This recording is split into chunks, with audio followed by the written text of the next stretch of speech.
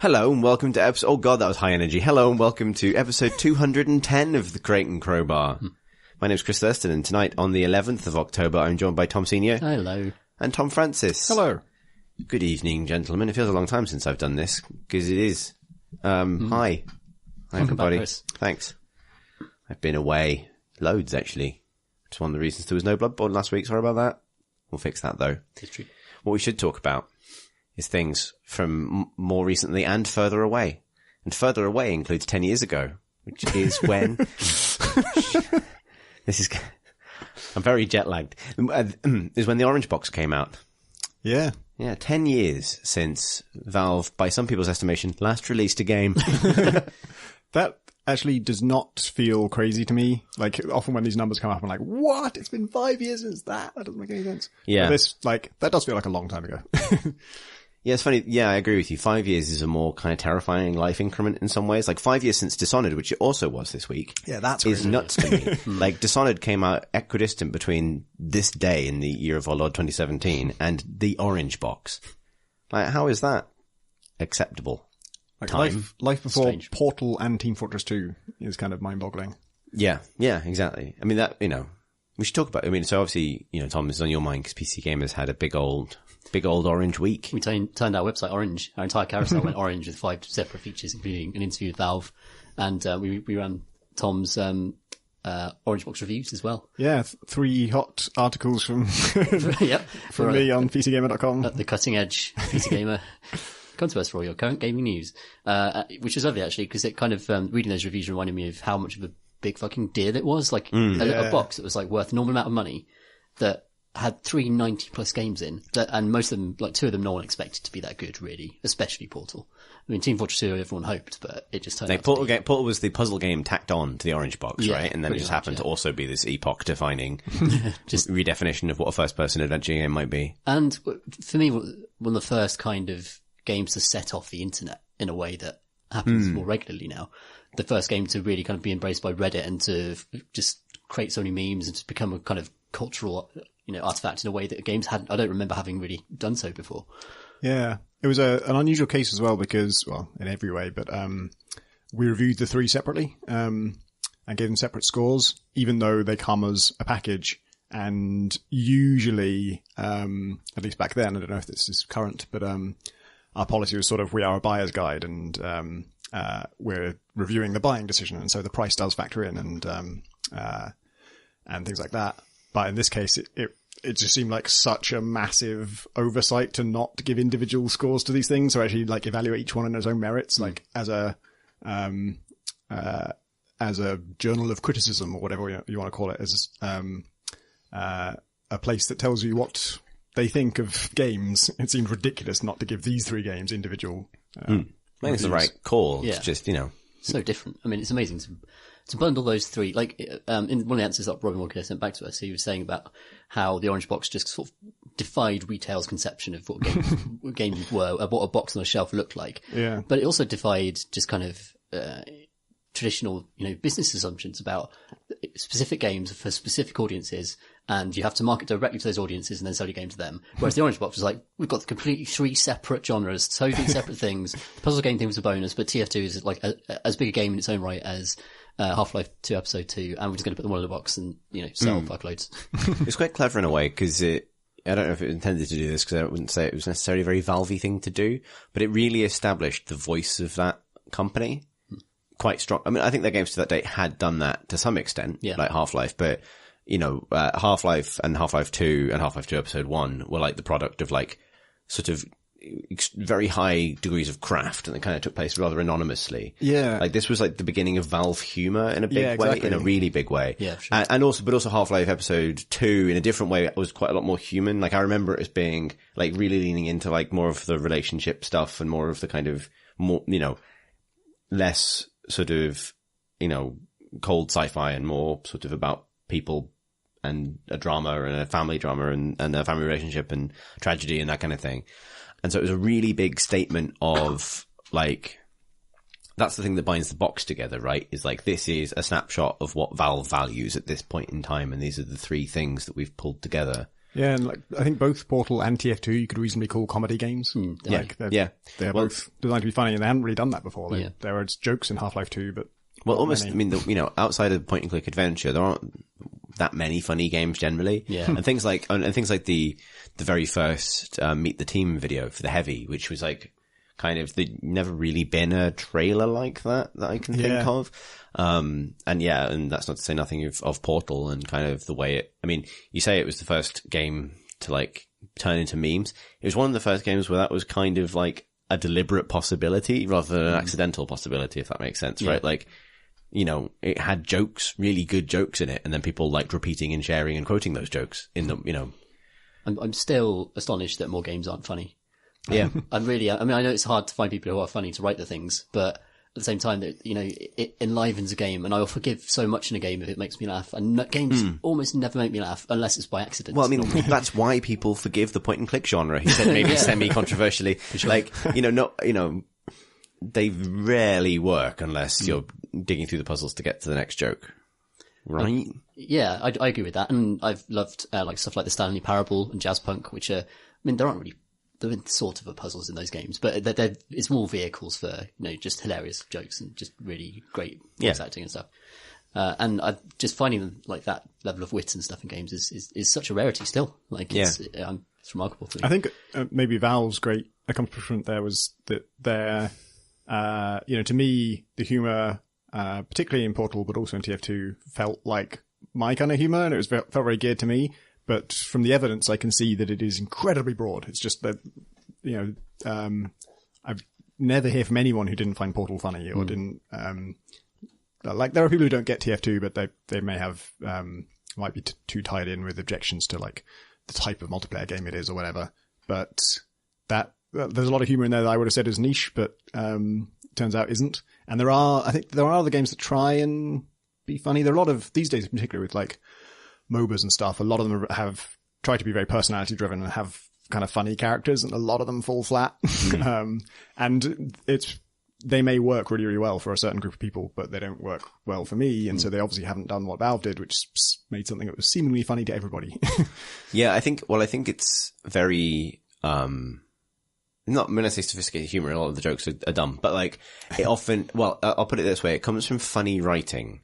First and foremost, like genuinely, I think independently funny comedy writing, which is not the case for say like a wacky character in a game, right? Like, and there's been degrees of this throughout games. So, because I was having this conversation this weekend actually while I was away, with a friend who is more of a League of Legends person than I am a Dota person. We were talking about the ways which both of those games, we mentioned MOBAs, do comedy.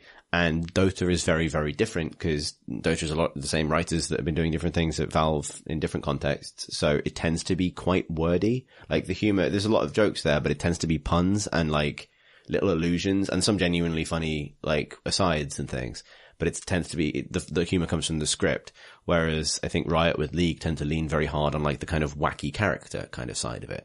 And because there are definitely weaknesses, I think, in terms of accessibility to the sort of pun approach, including languages, right? Like if you are intending your game to really work internationally, then having the humor of your game hinge off a clever script is not necessarily as easy to translate literally as a wacky character who's wearing a big hat. There's a really interesting quote, I think it was on PC Gamer from Robin Walker, about, why GLaDOS got added to Portal, and basically they had Portal. I can't remember how many levels, but almost all the levels in there, and they've been playtested, and people were getting through them, and people liked the game, but they also kept asking when the game was going to start. And by the end of it, they felt like they'd just been through a long tutorial. And Valve's conclusion from this was that they needed some kind of pressure, or the game didn't push back at all. It was just you couldn't fail. There was no threat.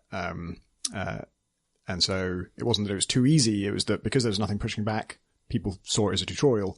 And so that's why they added GLaDOS, and they were very limited in what she was going to do. She doesn't really push back. She doesn't really threaten you in many situations. There are a couple, but she mostly gives the impression of pushing back and the impression of pressure, and literally threatens you with words rather than actually threatening you.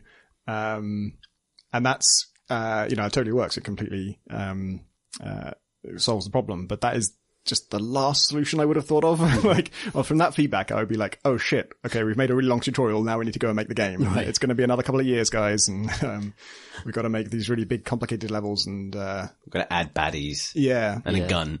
I wouldn't underestimate the power of having a boss fight as a full stop on a game, which is what you get with GLaDOS. You get like an arc of, you get the sense you're eventually going to confront her, and that momentum gives you a sense that an ending is coming up, and it gives you an arc to the game. It gives them the moment where you break out of the training regimen as well. Like, even though it's, kind of just more levels after that point, like it does feel different. Yeah. That's an important thing. I think it's interesting because, like, that game invented like so many things that make it super accessible despite being kind of, you say the fact that it feels like one long tutorial, but I still think it's like one of the best tutorials for playing a first person game that has ever been made, because it teaches you to look at stuff and think spatially, which is the hardest things for people rather than just shooting.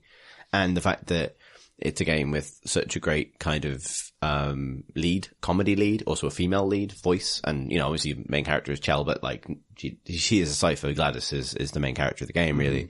Like, meant that it was always the easiest game to reach to when like introducing somebody who like didn't necessarily feel at home in any other kind of first person game to first person games, right? Like, it's like, I can't think of a better one even now than the first Portal. And the central mechanic is still subvert. I still haven't encountered a mechanic in a shooter or a 3D environment that subverts the idea of 3D space as effectively as the Portal, which obviously came from No Bacular Drop, Kim Swift et al., who they hired, and then got them to make it. But that's just a spectacularly brilliant idea, isn't it? The idea of portals, shoot one here, shoot one there, and have fun. I mean, it's so good. I think maybe it's worth sort of thinking about how like that orange box continued a trend of Valve setting expectations for more stuff like that, which was possibly hard. Like, because you're right, no one's really come up with a better idea than the Portal gun since the Portal gun that's equivalent to the Portal gun. Similarly, the gravity gun from Half-Life, which is like most versions of that since are kind of like a different gravity gun with a different restriction. Like, it's magnets or something.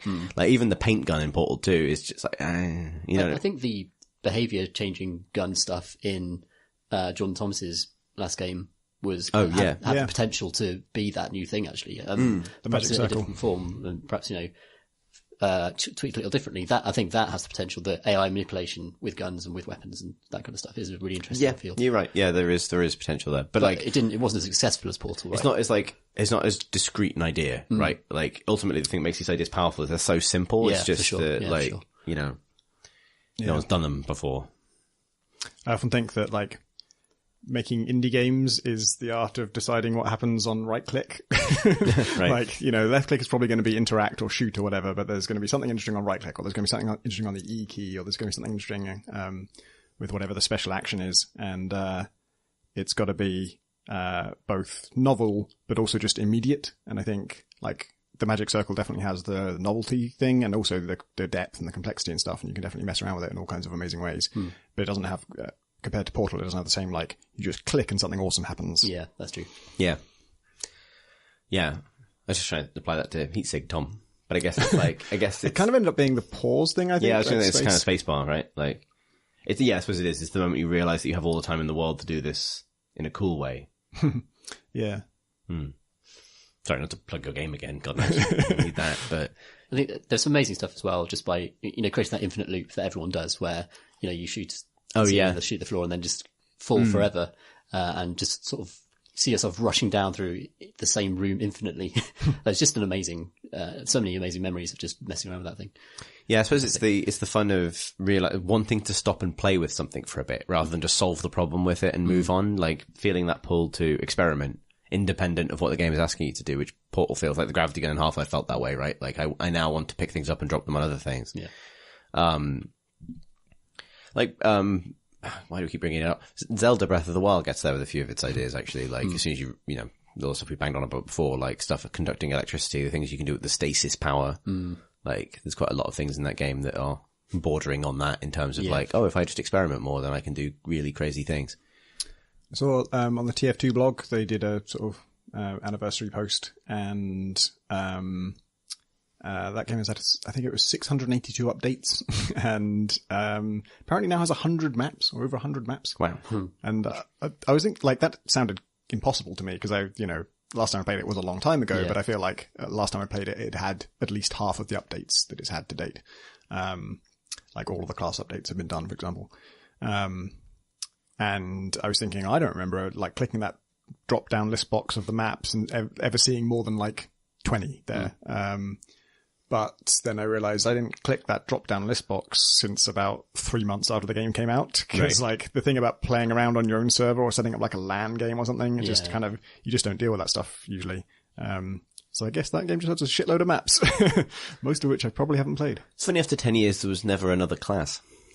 Yeah, I think that's a sort of function of like the way they invested in it. Obviously, the updates they've done, it represents a huge amount of work, but I think it wasn't like 100 people working on it for a year. It's, I don't know how many people, but a smaller team working for a very long time. Right. And at that scale, you can make gameplay changes and you can make hundreds of them. But you maybe can't to add a new class, you need, a full human model and voice acting and a bunch of stuff that there's probably in production, there's like a time and a place that you do it. And after it's done, it's much harder to go back and add to it maybe. And also, I mean, a lot of those maps will have come through community competitions and things as well. So some of the labor of creating those new spaces for the game will have been, I think it's paid for, but not done at Valve. It's the most fun I've ever had in a multiplayer game outside of Destiny. Those are the only two. I think both share some qualities in being accessible to people who aren't necessarily into shooters, and both place less pressure on you to be excellent at Twitch shooting if you don't want to be. And they're both forgiving in kind of similar ways, actually. Yeah. Yeah, and I suppose TF2 did ultimately get like 23 new characters when Overwatch came out. So That's true. So yeah. No, what a great thing that was. I guess now it's the fact that it's been 10 years is like slightly bittersweet, but only because of the legacy of subsequent things not coming out, right? Like I don't, I kind of take Valve's side, I think, when it comes to, I don't think there's an obligation on them to follow up on any given series or, whatever, but I do understand why people want a conclusion to stuff. But I also think that box is so extraordinary in terms of how many different ideas are in it and how much skill it shows that it's kind of impossible. In defense of the people who've spent 10 years upset that there was never another Half-Life game, it's it is setting out an amazing stall, right? Like if they'd put out one of those games every year for 3 years, people would have said, oh, Valve's had a good 3 years. But they did one mega box with like everything they had in it. In a way, sort of, the thing I miss, obviously I do want more Half-Life, but the other thing that maybe is not talked about as much is that people wanted more Portal, and so did I, but I kind of almost want something more like what Portal was at the time, which was a 3-hour experiment that they had no idea whether it would sell well or anything, but they just had a cool mechanic, and they just fleshed that out as much as it needed to be fleshed out, and just ended it, and then just released it, and it was successful. Maybe they don't know. I can imagine I guess its successes were just a lot less than, because they do sell those games individually, and started doing so. I think, I can't remember if it was exactly at the same time that it launched in the box, but pretty soon after you could buy them individually. And I would guess Portal's success is probably less than the other two. But I would like them to do stuff like that because, they must have loads of cool ideas that would fit that kind of scope of thing. Remember when they released Alien Swarm game? Yeah. That was a sort of sign that they might start putting out those little games. And Well, the thingy, is it the lab? The lab is what I'm thinking of. The 5 box set kind of has some of that in it, right? I think like the individual things within that, I think it's like slightly smaller scope than what I want. And the overall thing is, there's enough stuff in that package to be well worth it, but it's, obviously just a scattershot, bunch of little things.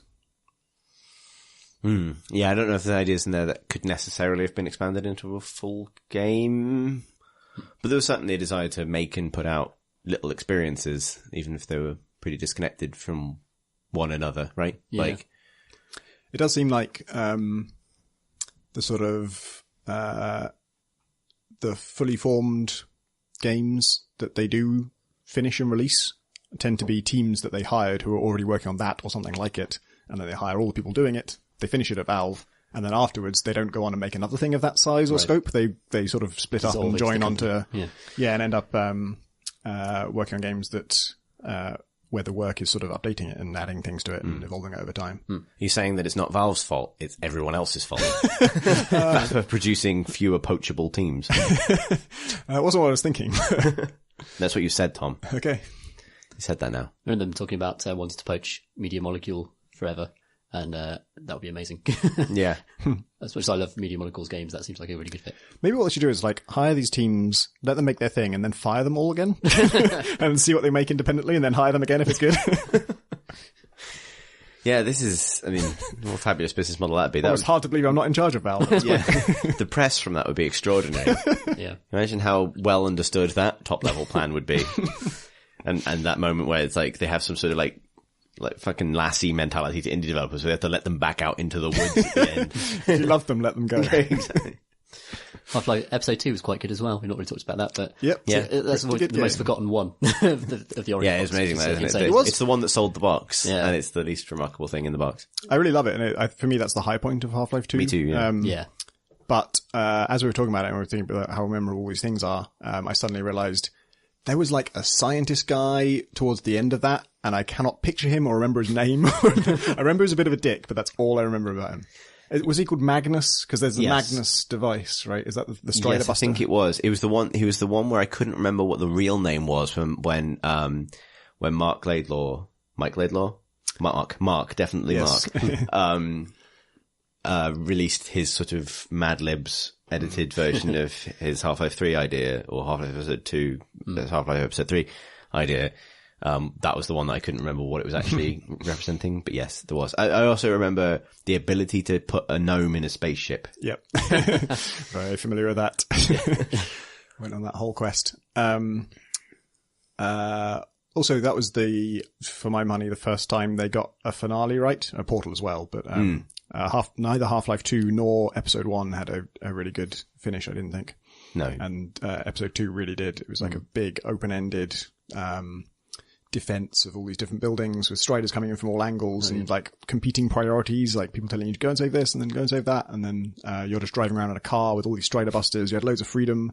And it wasn't like a big boss. And they haven't really done that since Half-Life, it feels like. I mean, GLaDOS technically is, but you're not really, she isn't like a sort of, a hit point sponge in the level. You're not putting out the BFG to blast her in the boss. Which is a good thing. I think she's not a big spider testicle. No. Their decision to avoid that approach, having a boss fight that is a big bullet sponge, is very a good one and the right approach. But I think with Half-Life 2, they struggled to replace it. It was like a big orb and you had to fire orbs into it. And then Episode 1, it was just getting the people to the train, right? Which was... It was a decent climax. Wasn't it? Yeah. But it wasn't, It feels like the defining Half-Life boss moment is the, silo in Half-Life 1, right? Like it's the throwing grenades distracted by sound. and then activating the engines to kill it. Sorry, yeah. Like that's, as a boss encounter, because that's not a health sponge, that's a puzzle, right? And the best Half-Life bosses are puzzles, not, and then, I mean, Half-Life 1 later gets the baby and the testicle, which are both not good boss fights. But yeah, like, the first game did set a precedent for like boss encounters are these interesting monster puzzles. The Episode 2 encounter, the highlight of that for me was if you let a Strider destroy the sawmill, somebody says, "Not the sawmill, there's nothing sacred." There's some fantastic enemies in Episode 2. The three-legged tripod hunters, I think they were called. They were sinister and amazing to fight. They seemed so smart and terrifying. And the way they introduce you to them so slowly, and you end up in this house, and they're kind of peeking through the windows, then vanishing off. Fantastic. And they fired like I think they're called flechettes, and they were like little projectiles with like a spiral blue trail on them, and they dig into a wall. Then like a second later, they explode. So they led to these great moments of like, oh shit, I've got to get out of this room. Yeah, just superb stuff. Like, and just amazing design, really. And other games have caught up, I think. Subsequently, like, I'd argue with it. I'm really excited about Wolfenstein, which is up very soon, because I think Machine Games caught up with them. Yeah. In terms of encounter design and set pieces and things. Obviously, very different games, but still. But yeah, nothing in that box has aged badly. I think, although I didn't really stick with it, I think Overwatch is like a decent successor to TF2. Like it's not. At the time, I remember thinking, like when I was really into it, I was thinking like if this was TF3, if Valve just released this as TF3, I'd be pretty happy with what I got. Now I kind of think since I didn't stick with it, that's probably not true. But like playing Tracer effectively for the first time actually felt like playing the Spy effectively for the first time in TF2, not in the sense that it was the same strategies, but in the sense of like, oh, I've never played anything like this. This is genuinely different to, I'm playing a whole new game. I wonder, that's an interesting question is like, what are the modern successors to each part of that box? Because you could argue, yes, Overwatch is the successor of TF2. I mean, you can either say that cynically in the sense that obviously it takes a lot of ideas from TF2, but also it's, they meaningfully developed on top of it. So, yeah. I would argue that essentially there are a few, like Wolfenstein Machine Games are one of the studios flying the flag. Wolfenstein and Titanfall 2 are the successors for Half-Life. Titanfall 2 had that feeling of like each level being a showcase for something. An idea. Valve used to do. Well, actually, the effect and cause level in Titanfall 2 is one of the very few modern gravity gun moments, I think, in terms of what it kind of fantastic. feels like. Yeah. I haven't played them, but I hear the Metro games are often seen as like the high point of single player. I really like them. These days. I like them. I think they're not as strong as Machine Games, but I think they're a bit older now as well. Like, they're before Wolfenstein. Well, yeah, I mean, yes, like, I hate to say this, but Metro 2033 is at least 45 years ago. 8 years old. Really? 7-8 years old. Yeah. They were kicking ass at the time then. Cause hang on. They're not far behind. It might be 6 years old because no, it's definitely 7. 16 years in the future. Yes. What? So yeah, it's, I think it came out in 2010. So I think it's 7 years ago. Because one of the very first things I ever wrote about games that got like me work was about Metro, and that was 2010 that I wrote that around the summer of 2010. So it has to have come out around then. Yeah. So was good. What's the closest we have to a modern Portal? I would argue it's something like Edith Finch. I think not in short games, not in a puzzle way, but I think short games way. Yeah, I think short first person experiences that aren't necessarily about combat. Yeah. I know that people say that Thief is more of a touchstone for Gone Home in terms of like exploring a space and not having combat as a primary mechanic. But I do think Portal created a precedent for short form first person games that were very character led. Yeah. I wonder if The Witness happens if Portal doesn't happen and stuff like that, I mean, maybe so. I mean, Jonathan Blow just does what he wants, but I mean, the precedent is there and the kind of the audience perception of things has changed by what Portal was. It's like, wow, you can have a fucking great game for, that's 3 hours long and pay for it. Yeah. So yeah. I guess in the most literal terms, maybe something like Talos Principle maps pretty closely to Portal in terms of like, it's, puzzle and plot and, just format. Stanley Parable. I mean, Stanley Parable was now like 4 years ago or something ridiculous, right? Yeah, Stanley Parable's really close actually, I'd say. The idea you just pay three hours of jokes and that's worth your money as a game. That's brilliant. Yeah. Everything was a long time ago though. That's the problem really here that we have. I can't believe Dishonored was 5 years ago. That's completely nuts to me. And yet here we are in the year 2017. Makes a certain amount of sense to me because I reviewed it, so I know it's from my games journalist life. Right. And that was a different life, therefore that should be a long time ago. That makes sense. We've been talking a lot so far on this podcast about boxes that are very good value. But a lot of the discussion this week in video games land, on the internet where the video games live, has been about boxes that are not good value. Yes. So say internet.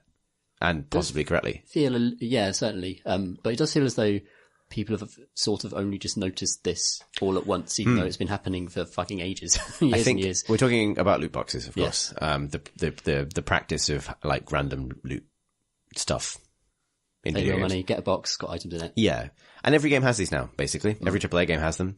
And I think there's two things. I think two things have happened. One is that we were in AAA release o'clock, right? Every game is coming out at the same time. Yeah. And so obviously a lot of studios and publishers had do we put loot boxes in our game chat around the same time? And so this year, more than any other year previous, there's just more of them, right? They're in everything. I suspect games like everything Nintendo is doing and Wolfenstein will stand out for their absence rather than the other way around. But also, I think people are now having to have the conversation about, like, obviously, if you wrote off every game that had loot chests in it, suddenly this Christmas's release schedule starts, from a AAA point of view, starts to look very, very thin. So the conversation becomes like, when is it okay? And when is it not okay? Right? That seems to be like... Well, the internet will tell you that it's never, ever okay. Well, exactly, right? And then there's a discussion about whether or not, you know, after the fact, when a game is reviewed, how do you assess, like, it has loot boxes, but they're not that bad, or something like that, right? Yeah. Like, so, you know, this happened with Destiny coming out in the console release, but it's out soon on PC. Huge furore about the presence of loot box equivalent in that game until people realized that you get them so quickly that no one really, that, you know, a couple of days after release, it was just, the controversy completely died down because they were pretty benign. It's funny that benign is the word you use to, but like... Yeah, likewise, the Shadow of Mordor? It's not War. Middle Earth. Are you talking about the Middle new Earth one. TM franchise? Yeah. That's, I feel like no human says the name of that game correctly first time. Yeah. Shadow Possibly ever. of War? Yeah, Middle Earth Shadow of War is Yeah, technically you the pronounced the title, question mark then, Tom, and that's not in it. Oh, it's so confusing. It's the Shadow series. The new one. but- Yeah, like, what? I just want to know what the people on the team call it. They must call it Mordor 2, right? We all call it Yeah. Mordor 2. Yeah, That would be an additional excellent name door. for it. That would be a really good name for it. Yes, Shadow of Mordor, fuck. Should have called it 4-door. 2-door hatchback, I don't know. But that's got loot boxes in it, and our reviewer for PC Gamer, Andy Kelly, said it has no effect whatsoever on the game. You just completely ignore them, and they're just a thing on a menu somewhere that has no effect on the game. And in that context, to what extent do you really, like, for those people who want to get into it, it's there. But, you know, surely it's in the interests of developers, publishers, to make these things actually more integral to the systems, to make you actually, to push you gently into them. Yeah, it's a strange thing because people always worry about the slippery slope thing. Like, it's fine now, but what if? Also, I think it might be a little bit unproven. Like, the industry goes through these trends where they're all doing the same thing at the same time, and then they all get away from it. And I wonder if, you know, the first assumption is that, well, these things must be making money because everyone's doing it, but it might just be that, you know, the other way around, like, everyone has an expectation that they'll make money, and maybe if this wave of AAA games don't make too much money from their loot boxes, then they'll get replaced by something else. I don't know. There's probably some stat on a slide in a GDC talk on the monetization track like 3 years ago where somebody had done loot boxes and they pointed to it and said, here's how much money we made. And everyone who attended that session went back to their teams and like, okay, we're doing fucking loot boxes. Yeah, exactly. 3 years later, we're getting those games. 2 years later. Like, new Assassin's Creed has them as well, but I think the previous Assassin's Creed had loot boxes, so that's not... In their multiplayer modes they did, yeah, they used to... I think Unity did in its, or Syndicate in its Anyway mode. Oh, right, Single okay. player, as they also It's call been it. in the series for a long time in its multiplayer mode, I'm sure. Yeah. It's been in games for a long, long time now, like even in single player games and stuff. It's interesting that it's come to a flashpoint now, and I wonder if there are particular instances of like egregious loot boxes, which apparently Battlefront 2 might be an Yeah, example. I was going to get onto that, because I didn't play it myself, but the PC... there was recently a PC beta test of Star Wars Battlefront 2. I played I say this, I was only 8 at the time, but I must have lived it now. I played the alpha like ages ago, and I didn't have anything in it.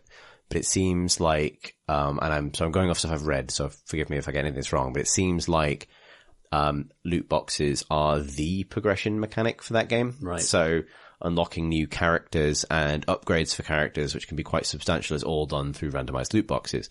And so you might get loads of them all the time, but that still means that your progress is sort of randomly distributed, and, you know, people found it very upsetting, basically. Right. And I think it put a lot of people off the game because, it looked like the sort of stat upgrades, because you get like upgrade cards for the different characters that allow them to do different things, like new abilities. And the difference between like the common and rare version of a given upgrade would be like 100% damage difference. So it does 100 damage if you have the common version and 200 damage if you have the rare version. Right. And if that doesn't push people towards spending money on the boxes, I don't know what does. And also, random progression is frustrating to people as well. Like, if you only like playing this character and you only get upgrades to something else, I don't want to say that's how the game's going to be at launch, because, you know, maybe they'll listen to this backlash. But the discomfort about that seemed to crest above the discomfort at other loot boxes. Yeah. 'Cause I think often the anger at loot boxes is sort of abstract. It's like, we know this is probably fine, but it's the presence of it makes us lose confidence in the game. Because what if it changes? Whereas the Battlefront 2 thing seems like the first time where it's actually, no, this is going to spoil the experience of playing this game, which is a shame. But I mean, to be honest, it's not like EA don't have precedent for making really weird decisions about their multiplayer shooters. That's what killed Titanfall, right? Like locking stuff off, making stuff really expensive. Like, it seems like that company leans quite hard on having a big, super expensive service FPS every year. Last year it's Battlefront, Battlefield. But also with EA, look at FIFA. Ultimate Team is the ultimate example of this type of business model, which really sucks people in and makes enormous amounts of money. And people, like, the audience accepts it on a genre by genre basis. So in a free-to-play shooter, a loot box element might be expected. In a free-to-play MOBA, cosmetic loot boxes or whatever might be expected. In a single-player RPG like Shadow of Mordor, like, that audience just does not want that shit in their game. They want, because like a lot of the integrity of the game is based on the progression systems that you encounter as you level up, and that's part of the pleasure of the game, and the idea that you can circumvent it cheaply by paying for loot boxes. And not even knowing that you're getting what you think you're going to get is obviously distressing to people. It's interesting with Shadow of War, it's you buy the boxes with the in-game currency, and then you can buy the currency, right? Is that correct? From what I read about it, that sounds like that's the case. Something like that. It's either that or there's a separate... Because I think Andy Kelly said that actually, no, sorry, I might be getting mixed up with someone on RPS also wrote about this, but had a very similar opinion, which is like, don't worry about it, you don't need to buy them at all. I didn't. And they were saying that in the... basically that they had just had so much currency from just playing the game that the idea of buying any more would be ridiculous. Maybe, I suppose, it's possible that you can buy the loot boxes for money rather than buying the currency for money, but since you could buy loot boxes with both, it's essentially the same thing. And so you just get so much of the in-game currency that you don't need to buy the other currency. But spending the in-game currency to get loot boxes is also weird. Yeah. The whole thing's strange because like RPGs are traditionally about the feeling of like, I remember where I was when I got this cool sword and I was in a menu is not like...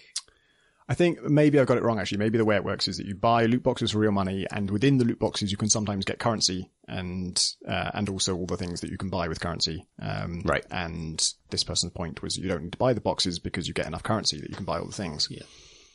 Right. Yeah, it's a really strange one. Like, I hope it goes away. But I think a lot about, I've been thinking about this recently because, there was a good article in The Guardian that I read today, but I don't know how long it's been up about, people in Silicon Valley, who usually like mid-level engineers and designers at Google and Facebook, etc., who have started to move away from the same platforms that they helped build because they've realized kind of what a toxic effect it has on your attention. And the way that companies through, essentially good intentions. When I say good intentions, I mean a relatively honest desire to do better by their advertisers ended up creating these kind of addictive loops that actually have quite a debilitating effect on initially people's attention spans, then their happiness, and then third, the democracies they participate in, until essentially point 4 is the collapse of human civilization, as far as anyone can tell. And thanks, loot boxes. Yeah, well, so this was an interesting thing because it caused a whole bunch of different ideas to clash together in my head at the same time. Because obviously this debate about loot boxes was happening on Twitter at the time, its own form of social feedback loot box. At the same time as this was happening, I was in Vegas wondering why people would spend their entire day sat at 1-cent slot machines pulling a lever all day for no material benefit, apart from the fact that humans just really like to plug into a machine and get a thing back or not. People like to gamble, basically. And there's an interesting part of the article, which I'll link in the show notes, about the invention of drag to refresh. So when you drag down on Twitter and it refreshes, and almost every app works that way now.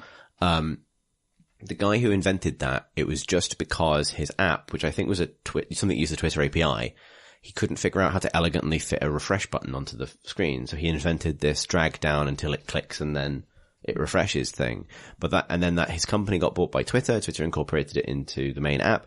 Then it ended up in everything because it's a really compulsive action. And it's that feeling of like, oh, I'll just crack open another batch of tweets. And there's no technological reason why it needs to work that way.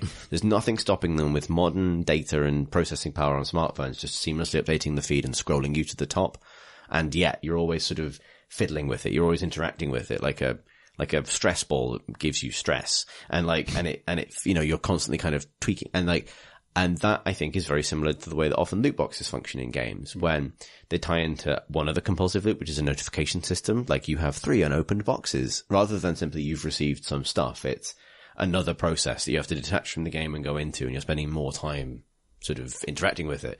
A game we've been playing, which I'll talk about in a minute, does this, where opening the box isn't simply like pressing a button. It's like holding a button for a few seconds while the box kind of vibrates and shakes and then cracks like a egg of money that and then you get to watch the animation as even games like Lawbreakers do this, where you get to watch the stuff appear one by one, like it's beaming in from space. Yeah, Overwatch does a lot of fanfare with this as well. Yeah, and there's no reason at all why it couldn't be. You've leveled up, you've received these 3 items. Right? Like, at all. But what it is, 3 menus later, an explosive animation later, and then you get, like, the new item, like, the notification icon over, like, a character's portrait. So you've unlocked, like, a McCree emblem, but you've got to go digging into a menu and browse all the other things you don't own in order to make it unread because of your compulsion, compulsion to make things red. Because I don't want any messages on red icons on anything ever. And there's whether we got there through a run of innocuous design decisions that were all made for usability reasons, or we got there because of grand malice, we've ended up in this place where there is a kind of common language of just attention keeping, which I think loot boxes are a kind of important part of. But that stems from the most, what I would argue is the most blatant, which are, that's a one-armed bandit machine in Vegas, through to Twitter, Facebook, loot boxes and so on. It's not sufficient to boot up a piece of software, have an experience with it and close it and do something else. There's got to be something that holds you in the menus a little bit longer and keeps you there and then hopefully feeds you back in and make sure that it remains the focus of your attention. This actually ties in quite neatly to a thing I played this week, which is Universal Paperclips. Right, yeah. I've seen people talking about that, but I haven't played it. So this is a game from Frank Lantz, who is, I know him as a sort of game design academic. I think he teaches at NYU. And trivia is the brother of James Lantz, who works at Clay and was the lead designer on Invisible Ink. Huh, that's talented. Yeah. Oh, no, wait, I think he's his dad. Yeah, because it's an unusual thing. I was trying to think if there was any other father-son game design families. So Frank is James's dad, right. As I understand it. Anyway, it's a clicker/idle game. I don't know. Are those two different genres? I imagine, well, they seem implicitly different, right? Yeah. Clicking in idle is different. But it's in the vein of, Candy Box and Cookie Clicker. And I'm using podcast voice because it's the first of these games that I've played for any length of time. And it looks a lot like the others, which is, it's a very basic HTML page. And you are making paperclips. There's a button that says make paperclip on it. And you can click that to make a paperclip, but you don't need to more than a couple of times. I can't remember exactly what the first few steps are, but pretty soon you can buy an auto clipper, and that makes one paperclip a second. And you can adjust the price of those paperclips, and they will sell at a rate proportional to that price. And you need to set up, you need to purchase bundles of wire. And then you can buy upgrades to get a better price on that wire, and buy upgrades to increase the efficiency of your auto clippers. And then you can also buy auto clippers. So you make 100 paper clips and you sell them for 3 cents each, and then you spend that $3 on a new auto clipper, which then makes them faster. And the price of all these things that improve your efficiency goes up. But because they're improving your efficiency, your income, not only your total amount of paper clips goes up, but also everything else, your rate of getting them. And it's an exponential game. It's a game where your rate of improvement is always going up to an absurd degree. it is, you're an AI in this, and you've been tasked with making as many paperclips as possible. And this is a sort of famous thought experiment, to warn of the dangers of AI. Like, one of the things people trot out to say why it's dangerous to give AI a lot of autonomy is, well, even if you gave it something really innocuous to do, like just make some paperclips, make as many paperclips as you can, and then you make a sufficiently intelligent AI and you give it autonomy to go about that however it wants. One of its steps might be to wipe out the human race because they could get in the way of it making more paperclips. It's the opposite of if you want to make an apple pie from scratch, you must first invent the universe thing is if you want to make a paperclip, you must eventually destroy the universe. Yeah. And so this game very much plays on that. In kind of a fun way in that you are the AI. And so you are making all the optimization decisions. These games, certainly in this case, and I believe in all cases, work because it is fun to make a process more efficient, and it's satisfying to see the number. It's the ultimate seeing the numbers go up game. Like, the number goes up in a way I have never seen before. I now know what a quatordecillion is because of this game. And that's how many paperclips I made. Super Number Wang Turbo Arcade Edition. It works though, doesn't it? The numbers go up, the rate at which the numbers are going up goes up, the rate at which the rate goes up, and all these things are just massing and massing and massing, and it feels like it's actually weirdly exhilarating. That's a strange word to use about a game that's just a blank, sort of plain black and white HTML page, but the rate is so when you make a big efficiency jump, like there's one that makes all of your auto clippers 10 times more efficient or something. And so your production suddenly goes boom, and it feels ridiculous. In a couple of seconds, you've made as many paperclips as you've made in your whole game until that point. And it never stops getting more and more ridiculous. And in many ways, that is, first of all, it's really addictive. And I haven't got addicted to these before. I think because the other ones required you to do a lot of clicking before it would sort of automate. And this one gets the automation very, very quickly. You don't really need to hammer the mouse button. And so I got into it and got addicted to it. And I think technically it's sort of in the genre of idle games, but it actually didn't spend any time idling really. There's always something for you to be doing pretty much for most of it. There was a couple of bits towards the later stages where it didn't seem like I had a good way of making it more efficient. So I just left it for a while, until I could afford the next upgrade or whatever. But it basically consumed my whole day. And at the end of it, I really didn't feel good. I was really in a bad mood. Like, for one thing, I kind of got stuck at one point and it seemed like I wouldn't be able to progress. And then eventually I did figure out how to progress, but then it kind of, and it scaled up in an impressive and cool way. But then shortly after that, it kind of hung. And even before that, what I don't know is like, I think you can complete it. I've heard of people completing it, although it's way longer than I realized. What I don't know is if I had completed it satisfactorily, would that have sort of undone all of the negative feelings that I now have? I don't think so. I feel like even if it had a satisfactory ending, there were loads of points that I thought it was going to end. And, if it had ended there, that particular moment would have been nice, but then I think I still would have had the same feeling of like, God, I just wasted the whole day. Really wasted. Not like playing video games all day usually is the good kind of waste where you look back at it and think, well, that was indulgent, but I had a lot of fun. And just look back at it and think, well, I was really compelled to do that. I couldn't say I enjoyed it. Top 5 fugue states, 2017. Yeah. And so, from what I understand from people who played a bunch of these, this is one of the best. This is like a really inventive and clever and cool one. For me, it was the most soul-destroying game experience. I was going to say, best is an interesting. The kids on r/on fucking love it. Sounds horrifying. It's fascinating, as a game designer, it's obviously really interesting to see these things work because it's all dark patterns. It's all the dirty tactics you can use to make someone want to play your thing. I wouldn't say, there is invention and humor and wit in it, definitely. But it almost feels like one of those, Ian Bogo's Cow Clicker was a parody of the genre. It was supposed to show how stupid they were. Then it got really popular. Yeah. And that kind of tells you what this genre is. And I'm sure Frank Lance, I shouldn't speak for him. I don't know what his feelings are on it, but it feels like, again, it's somewhat parodying the thing. Like the whole point is that you're an AI and it's demonstrating this terrible, terrible circumstance in which the AI gets out of control and makes terrible sacrifices to make more paperclips. And the fact that you are controlling this is kind of a joke. But But yeah, I was surprised by just how much it really ruined my mood and really made me feel bad about the time I spent. Huh. Yeah, it is interesting. So look forward to that in all of your games in box form. Yeah, well, well, we won't have to deal with it too long because eventually a paperclip making AI is going to destroy us all. So there is that. What have you been playing, Tom S? I played the first few hours of Shadow of War. Middle-earth TM. Shadow of War. Yes, and I really enjoyed the first game, even though I didn't finish it because I didn't finish it either. Its loop just got stale after. I think I did finish it. Oh, really? Is it rare I get to say that? I got up to the second map, and we were talking a few podcasts ago about that bit where you get to the first city in RPG. Big Town. Yeah, and just go Town. fuck it. And that's what happened to me with Shadow of Mordor, the first game.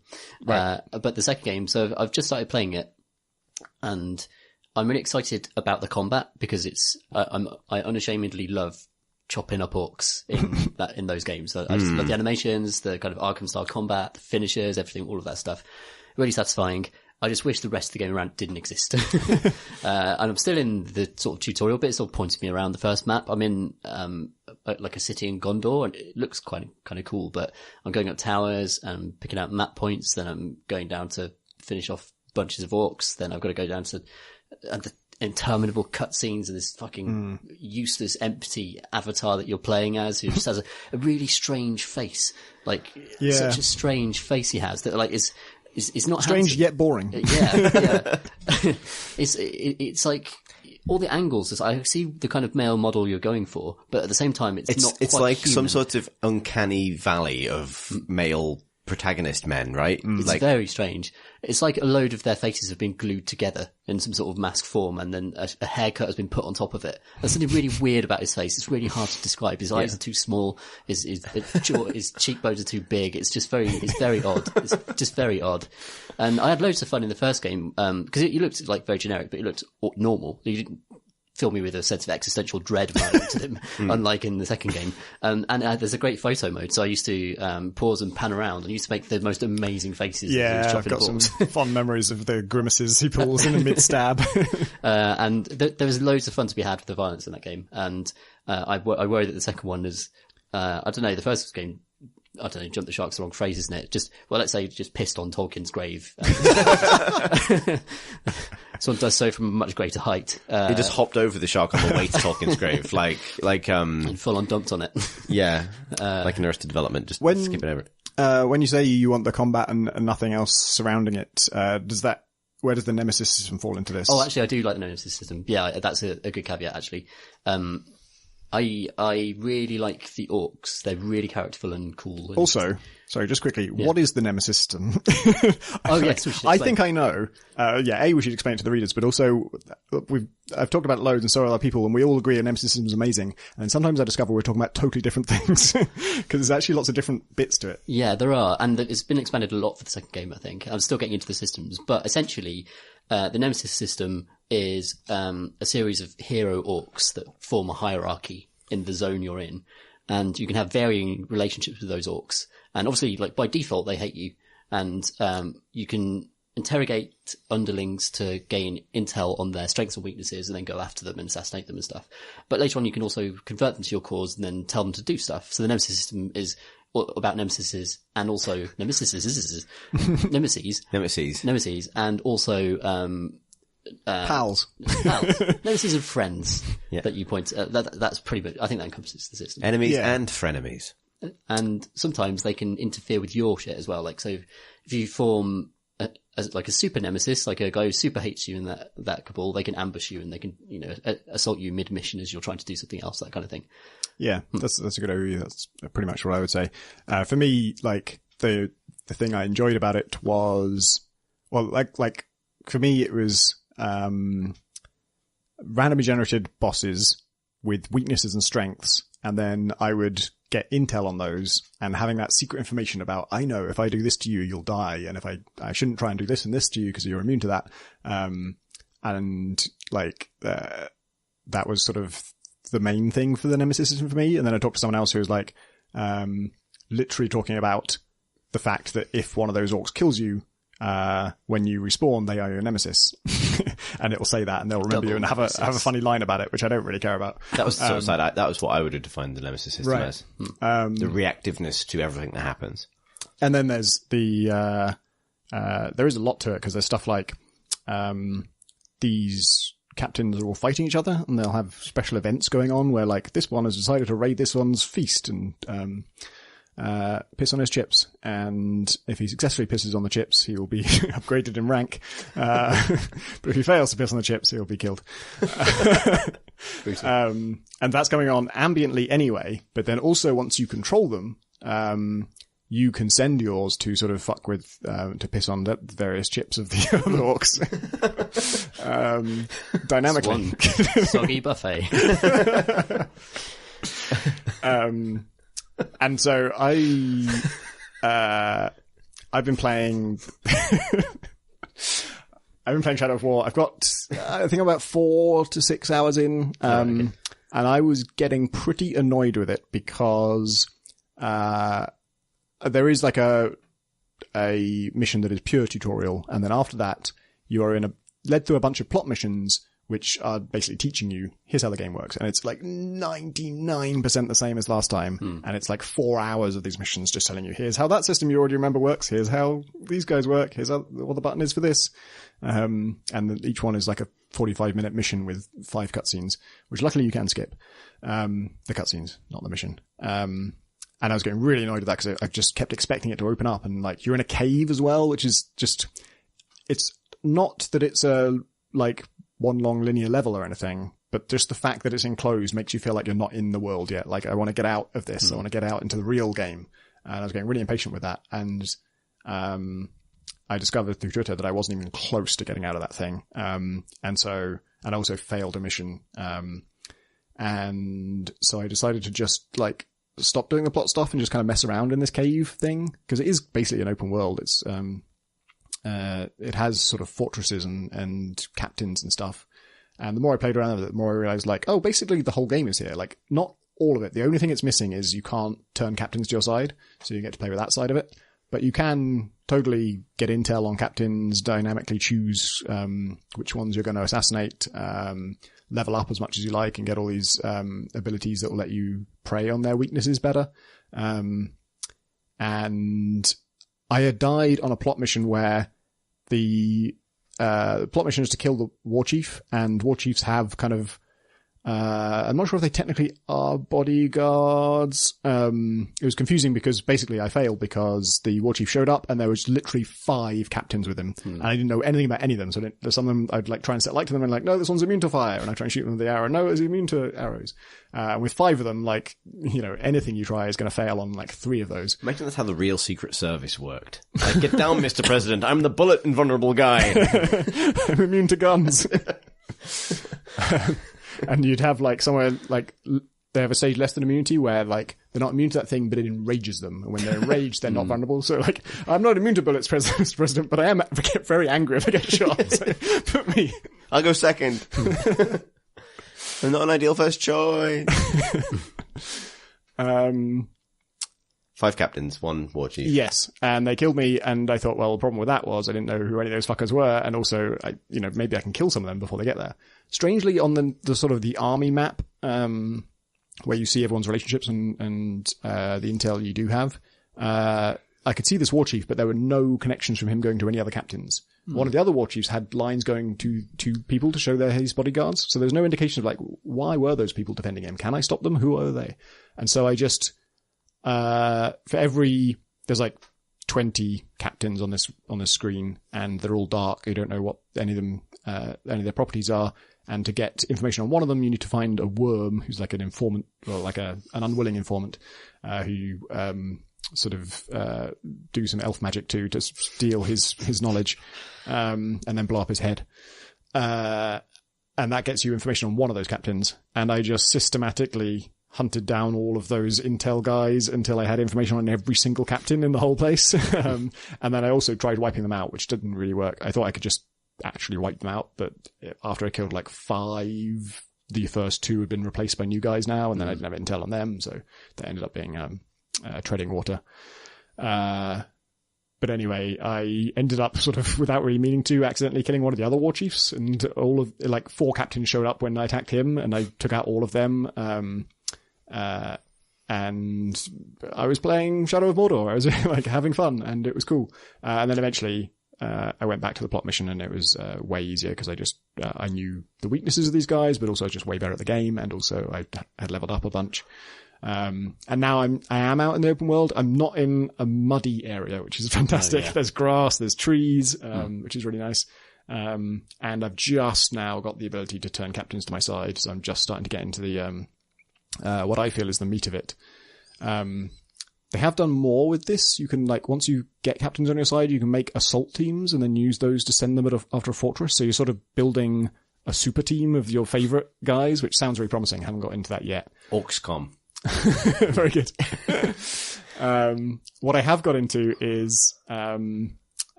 I was just let out into this new grassy area, and so I didn't know any of the captains anymore. My objective actually was just to find one and turn them to my side. I did that. And then I was just going to go around and just basically sort of kill or convert captains as I saw fit.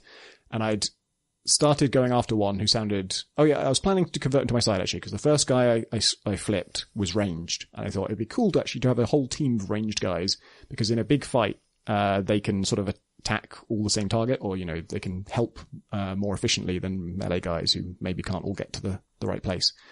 And I'd been working my way towards this guy. I marked him on my map and was trekking across, and I got almost all the way there and ran into a different captain. And this captain was a melee guy, and one of his traits was Blood Brother. And when I highlighted that, it turned out he was the blood brother of the one I was hunting.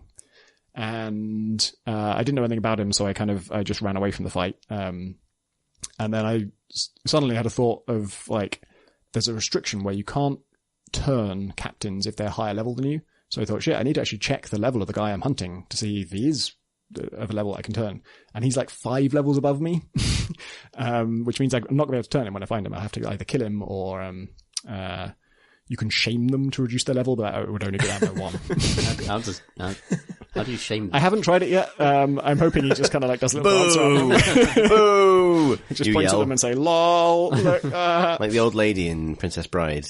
Just, you know, like, just pretend to be lots of different orcs. Like, I hate you! But his blood brother, the one I'd run into, actually was my level. And so I thought, I'll turn his blood brother instead then. And then I thought, and I could turn his blood brother and then, like, use him to attack the higher level guy, because we're going to just, like, kill that guy, so take all the help I can get. This is a cruel soap opera, Tom. Yeah, so it's actually an objective. After you flip the captain that you've been told to, you're just told to flip any old captain. Just flip a captain. Flip a captain. Don't think about it. Just do it. Don't worry about it. Flip a captain, any captain. Don't show it to me. Yeah. So I flip this guy, and then your objective is send this guy after another captain to kill him. Right. And I thought, great, I'll send him to kill the guy who I was going to flip, but now I can't. Flip the captain, cap the captain. Just do it. And what happened next was almost like a really cool emergent thing, but ended up being a bit of a mess. So a video game then. Yeah. So, took the blood brother with me to go hunt, the higher level dude. And, we came across a, Caragor, which is like a sort of dog you can ride. And I wanted to ride it, so I beat it up a bit, which is how you do things in Shadow of Mordor. Once it's beaten up enough. You mean Middle Earth TM Shadow of War? Mordor 2. You beat it up enough, and then it gets weak, and then you can flip it to your side. And that's how everything works. Just flip Don't question dog. It. Flip a dog, horse, flip a captain. If you flip it on the road, does it explode? Yeah. If it's upside down for too Only long. if there's a fuel leak. You have to get out and hold A to very slowly rotate the Caragor back around the round. And in the process of swiping my sword at it, my sword clipped the blood brother. Which is not a big deal. You can attack your flipped captains a bit without them getting angry with you. But as soon as I hit him, the higher level dude came out of nowhere in a cutscene to say, you think you can hurt my blood brother? I'm always here watching his back. And it's like, well, this is weird because he's on my side, not your You side. could say it was pretty awkward. Okay, keep him coming. Thanks. Sorry. So he showed up to defend it, which was like, okay, this situation's got really complicated, but kind of cool. And because he shows up and he's hostile, the Blood Brother attacks him because he's on my side. Like I haven't angered him. So like, the crossbow guy has shown up to defend his Blood Brother. His Blood Brother now then attacks him, and did he show up again to defend his other Blood Brother himself? well, what happened was I saw them fighting, and I thought, okay, I'll help out the dude who's on my side, and shot the archer guy. And as soon as I did that, I got a cutscene from the guy from the Blood Brother who was on my side, saying betrayal, and it says, "Oh, you think you can?" The thing that didn't work was he said, "You think you can kill my Blood Brother and get away with it? Well, he was my only Blood Brother, and he was my favorite Blood Brother, and basically now I'm not charmed. I'm much less charmed by you now," which is weird because I hadn't killed him; I'd only slightly hurt him, and also he was in the process of killing him himself, So that went bad. They were both against me then, and I ran away, and then immediately ran into a third captain who was like enormous, and had to resolve that. Then eventually I came back and I just killed the guy I was going to kill anyway, the high-level archer guy. And when I did that, the previously charmed Blood Brother came back and was like, "Oh, you killed my Blood Brother! I can't believe you killed my brother! Now I'm going to kill you for killing the Blood Brother!" I had to kill him. Yeah. So that's how that game works, I guess. It was fucking complicated. It's like someone trying to explain like a particular house party gone horribly awry. Like, well, then this person came over and they don't get on, and it was, oh god.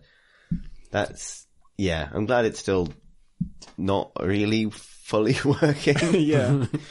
So a thing I heard that put me off the game quite a lot is that once you have the power to flip a captain, as you will, there is no reason to ever not flip a captain. Yeah. And so, like I say, if they're higher level than you, you can't flip them. So that's a reason to, I guess, kill them.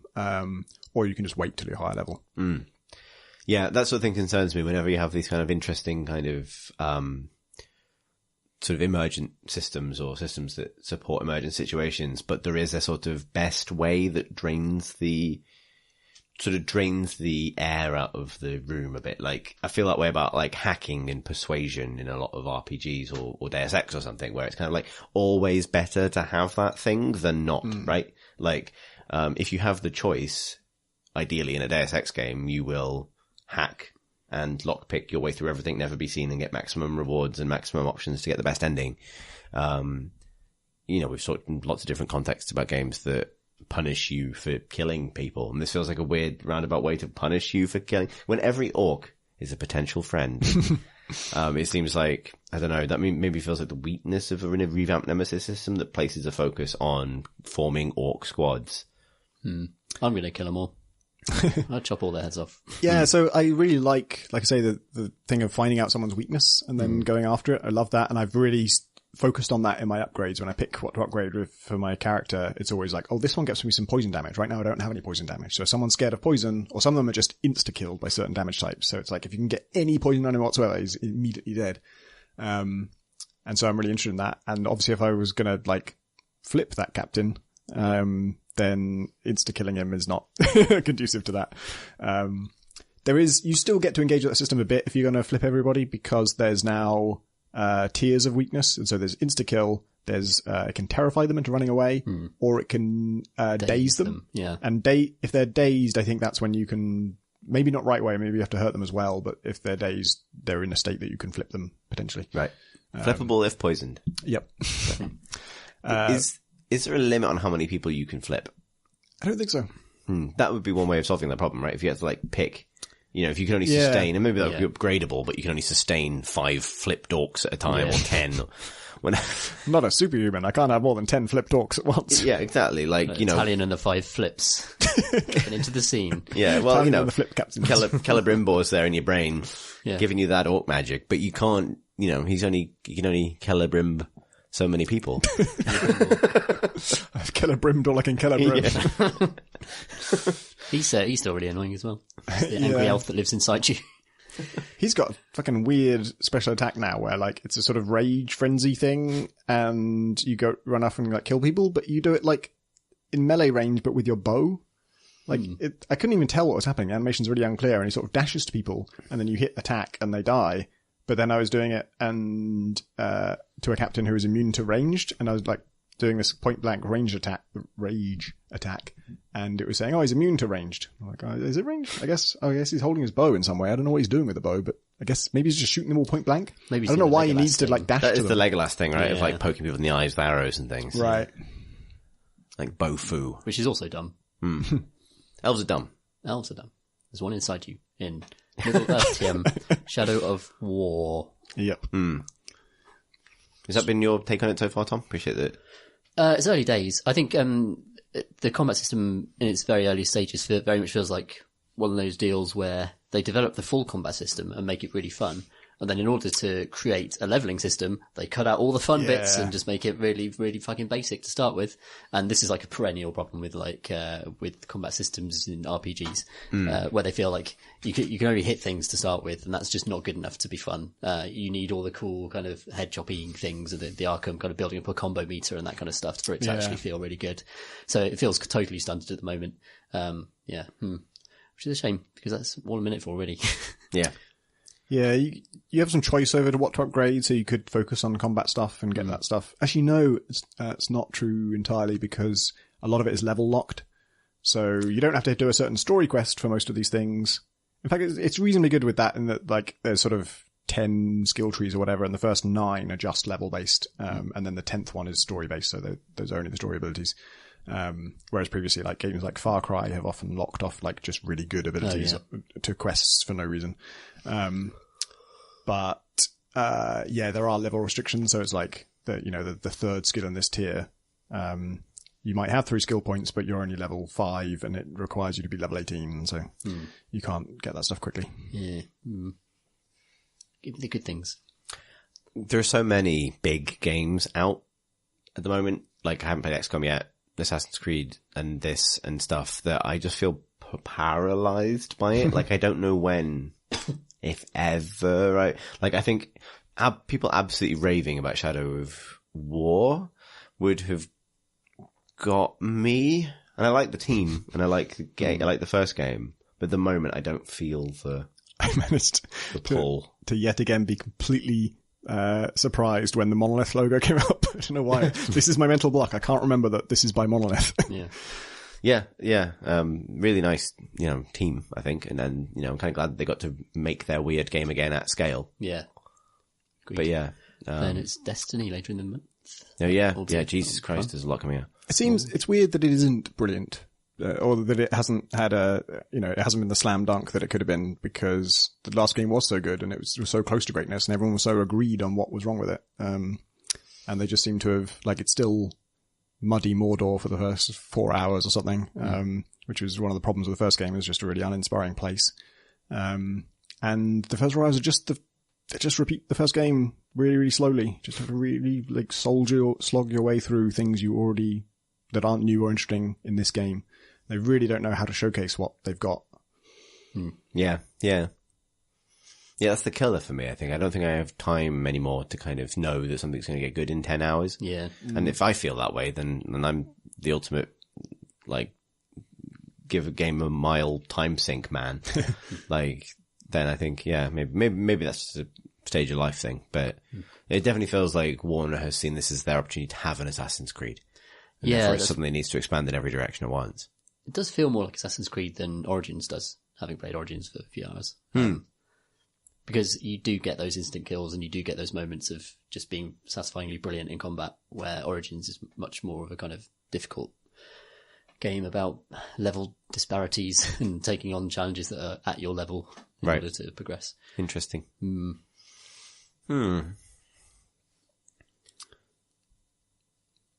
What have you been playing, Chris? I have had a bit of a disrupted week because I just got back from Las Vegas, where I was at EVE Vegas. So I think I mentioned a couple of weeks ago. You'll be proud to know that I haven't come back and installed EVE Online. I didn't think about it. So what I have done is come back and installed EVE Valkyrie, Warzone, which came out last week, so is at least topical. So Warzone it's interesting. Valkyrie's kind of happened backwards, I think, in that Warzone is the non-VR, kind of revamped team space dogfighting game that they've made out of the Eve Valkyrie VR experience. You can still use a VR headset for it, but I'm writing something about this at the moment and it'll probably go up next week, but they perceive the VR side of the game now as kind of like the premium experience on top of a game that's a lot more accessible.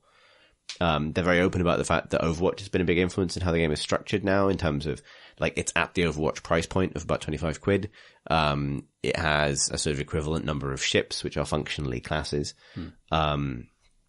It has a bunch of different modes, and you get loot boxes by leveling up that contain skins. Lawbreakers. It's that model of, previously a model that's been used predominantly for FPS games is being used for a space shooter. Which I think is it's an interesting and I think appropriate thing to do with the game they'd made, in order to break it out of the niche that VR, the hobbyist niche that VR inevitably is. What's interesting about this is, so they are doing some things to kind of bring it more in line with expectations of, space sims. So they are working on like, track IR and HOTAS support and things like that. But it's really not a sim, because I think a lot of the sort of requirements of designing for VR, but also designing something a little bit more accessible, mean that like being a space sim in the way that Elite is, for example, isn't really the goal of the game. And for me, it ends up in an interesting place where it feels somewhere between Elite and a really fast-paced kind of Descent-derived dogfighting game, of which there aren't many. Like, the only one I can think of is Strike Vector, and like fucking nobody's played Strike Vector apart from me, as far as I can tell. And so you kind of enter various modes, and Tom, I just enjoyed your rum please gesture. That's good. So you load up a multiplayer game and you enter various modes, and they range from team deathmatch, which is good. They're all good. Like, there's a new capture the flag style mode, which works pretty well, actually, with spaceships. Capture the relic is a good thing to do. And then the kind of standout mode is carrier assault, which is this sort of multi-stage thing where, the goal is to kind of initially capture points in the middle of the map and then do a bit of a Death Star trench run on an enemy ship. And it's kind of dramatic, and it does work. I think, I'm still sort of plugging away at it, and the more I play, the more I kind of get used to its rhythm. And I think that's a big thing, because, as people who listen to this podcast know, I really like spaceships, and I really like, dogfighting games. So I feel like I get this, but because I like those games a lot and there aren't many of them, getting each new one is a question of understanding what's specifically weird or different about it. And I think every game that has taken on the challenge of doing dogfighting for kind of mass multiplayer game, has had to try and solve some of the fundamental problems with dogfighting, particularly space dogfighting. Like, do you have Newtonian physics or not? How do you avoid this turning into two players turning in a circle forever, where the one with the tighter turning circle wins? Yeah. Like, and all of those questions. And I think it has decent answers for those things, actually. And so that stems from the fact that actually it's quite slow. And I wonder if it's quite slow because of VR, because going too fast would be kind of grim. With the exception of the sequence at the beginning where you get vomited from the space pipe, which is an unknown experience that we talked about quite a lot in the context of VR Valkyrie, that's still intact. It doesn't have a throttle in the traditional way. You are always going forwards, and then you can either press one button to go a bit faster on a limited fuel gauge, or another button to brake. So there are essentially three speed states. There are going faster, going normal, and braking. And it's pretty binary in that way, which is interesting because like adjusting throttle up and down is kind of a traditional game thing. And those sort of top speeds and things vary by ship class, but it means that you spend, I think it feels to me that there's not a huge, with special abilities notwithstanding, there's not a huge speed difference between the varying ships, and there's maneuverability difference, but that's offset against the specific weapons those ships have. So they've given themselves a kind of balance pass strength in that, unlike Elite, specific ship chassis have specific weapons. So the most maneuverable ship in the game in terms of turning circle is very, very vulnerable, and has like a charge weapon where you charge up and it fires one shot. So you can turn inside someone's circle very quickly, but if you miss, it doesn't matter. So that sort of thing is quite finely balanced. However, that's quite a subtle thing to get right. So initially what you experience is everything feeling quite slow, but also, because I think, I'm trying to peek under the hood here, but I suspect a lot of the balance is to do with how quickly weapons recharge and the risk associated with the shooting. So ships that have quite slow turning circles and are quite cumbersome tend to have like just sort of very sort of broad forward firing Gatling cannons, which means that when you do get a targeting solution, you do lots of damage very quickly and it's relatively reliable as long as you can hold the cursor on somebody for a certain amount of time. Whereas the ships that are very nimble have like finesse weapons, and that's a nice way of balancing it. But across the board, most weapons in the game fire in a huge burst and then take a surprisingly long time to come back online. And all that sort of, I guess, maybe boring mechanical stuff notwithstanding, it adds up to this really interesting thing where I think the more I play it, the more I appreciate it. I think they've got a lot of this right in terms of like creating a game which reliably creates dogfights where players have control with lots of players at once, which is a hard thing to get right for a dogfighting game because 3D space is hard for people to pass. There is terrain in the form of asteroids and debris and stuff, but most PvP games, Elite Close Quarters Combat, which was their PvP mode, suffered for this a bit, turn into like a kind of furball of players where everyone gets killed by the thing they didn't see, right? Whereas in the Valkyrie I've played so far, one, those dogfights look great from a distance. Like it really does look cool when lots of ships are going out of different classes because you can see lots of different weapons fire streaking past and everyone's got a different target within the melee. And the targeting system does quite a good job of showing you where your target is, even if there are loads of enemies around you, while also showing you the relative position of other enemies. But while you're kind of in it, you, because health bars are quite large and because weapons tend to not fire for too long before kind of overheating, you feel like you more often than not have options. It's rare that you just get kind of deleted, except by there are ults in the game, and some of the ults can just delete you. But that's the thing. But the trade-off for that is that actually doing damage yourself feels a little bit slow. Actually maneuvering yourself feels a little bit slow. The time to kill is very high, I think. To be honest, it's very high in most space games. Have you ever been in like a dogfight in Elite? Yeah. It takes like, you know what I mean? It's like two people trying to smother each other with a pillow, while spinning in a circle. It's like two synchronized swimmers trying to kill each other with a pillow. And I've seen things. You've been really, yeah, attack ships trying to smother each other with a pillow off the shoulder of Orion. And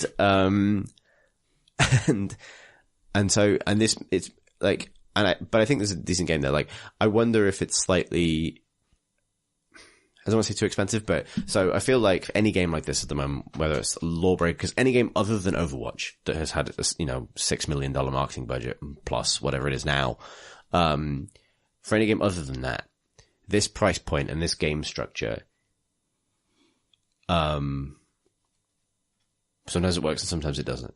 And I would use the example of Rainbow Six Siege as an example where it has worked, where over time that game has pulled together a really strong community and it's just got bigger and bigger and bigger and bigger. But there are other games that haven't worked, that have really struggled. For Honor really struggled. Looks like Lawbreakers is struggling, right? It's games I like, basically. Like, and I think one of the big factors there is often price point, as well as how weird something is. And I do feel that Valkyrie might be slightly overpriced at the moment at 25 quid. It feels like its home is in the CSGO price bracket where Rainbow Six ended up after a certain amount of time. But also I wonder a lot about like how much appetite there actually is for space dogfighting as a game experience. Because I think they've had a decent stab at it despite arcadeifying the experience, and even because they've arcadeified it to prevent it from being two dudes with HOTAS flight controllers flying in a circle forever trying to smother each other with a pillow. And I don't know, it's weird. Like space games in general feel like a really weird area at the moment because everyone's experimenting with it. Hot Star Citizen is one of the most expensive, ambitious projects around. And yet there's the question of whether or not this experience is ever going to be for more people than the very passionate niche that really, really want it, relative to the accessibility and kind of instant gratification of a traditional first-person shooter. I don't know. It's kind of an open question. I think spaceships are relatively inscrutable compared to characters that sort of, if you see Hanzo, he's got a bow, you think, okay, might be good at range, might be a sniper, a bow is going to be like, not going to fire very often, roughly what his capabilities might be. And obviously you learn more about what he does as he progresses. But, at a glance, you sort of roughly see what the characters are. A big character, probably a bit tanky, that kind of stuff. There's a visual language to it that you can identify. And I wonder if with spaceships, becomes like quite a technical thing about loadouts and turning speeds, that is less easy for people to pass. Yeah, it's interesting because they do have like the sniper ship, the shotgun ship, the tanks, that kind of thing. But you're right, like, you have to go to the extra step of reading the description, right? Like, it's not far, but you have to go to clicking the button to read the description of the ship from just looking at the man with the giant shield and understanding he's the tank. Yeah, I think like, there's a reason both Overwatch and Team Fortress 2, their key art is just a big group shot of the classes, because those are games where you can just look at the classes, seeing them all together shows you, here's the range of experiences you're going to have in this game. And you might not know what they all do, but you get a sense of the variety there, and they can be characters and look appealing in a way that spaceships can't to some people and can to some other people. Yeah, like I used to obsess over Wing Commander and all the various different fighter types. Yeah, as though it was a kind of like military spectrum of interesting different flying experiences. But I was mostly interested because it was cool spaceships, and slightly different ones were exciting to me. But maybe if you don't have that, it's difficult to sell that as a casual multiplayer experience. Yeah, I mean, it seems to be doing okay. I don't know exact numbers, but like you can always find a game like that bodes well. Like you match immediately, so that's positive. I wouldn't be surprised actually if like space dogfighting is a lot more niche than Star Citizen, which is sort of. I feel like the number of people who are excited about No Man's Sky, might potentially be excited about Star Citizen if they haven't sworn off that kind of game. Whereas dogfighting is very much just a sort of mechanical thing. It's not the sort of the infinite promise of everything you've ever wanted from Star Trek and Star Wars combined. Yeah, that's true. I think also like I think this is true of almost all game experiences that derive from cinematic experiences, ultimately. Like, there's lots of games that promise to recreate the car chase or the gunfight or whatever. But, so I think about this a lot, having recent, as I am also a person in the process of running a pen and paper Star Wars campaign. I said this before on the pod, but like, I think I said this in the miniatures pod as well, actually. Like, Star Wars is sort of like, obviously StarCraft was the archetype for space dogfighting in games, right? Like, that's ground zero for this sort of thing. But in Star Wars, that sort of, the logic of those sequences of fundamentally plot based, right? Like, ships blow up when it's time for them to blow up. Characters swoop in for the kill when it's time for that to be dramatic. They're not logical. Battlestar Galactica, the newer TV show, is an example of an attempt to kind of add some logic to that stuff. But even then, it's powerfully driven by plot and the requirements of the plot. Whereas actually, dogfighting in any context, let alone Zero G, is quite a technical thing and quite a dry thing.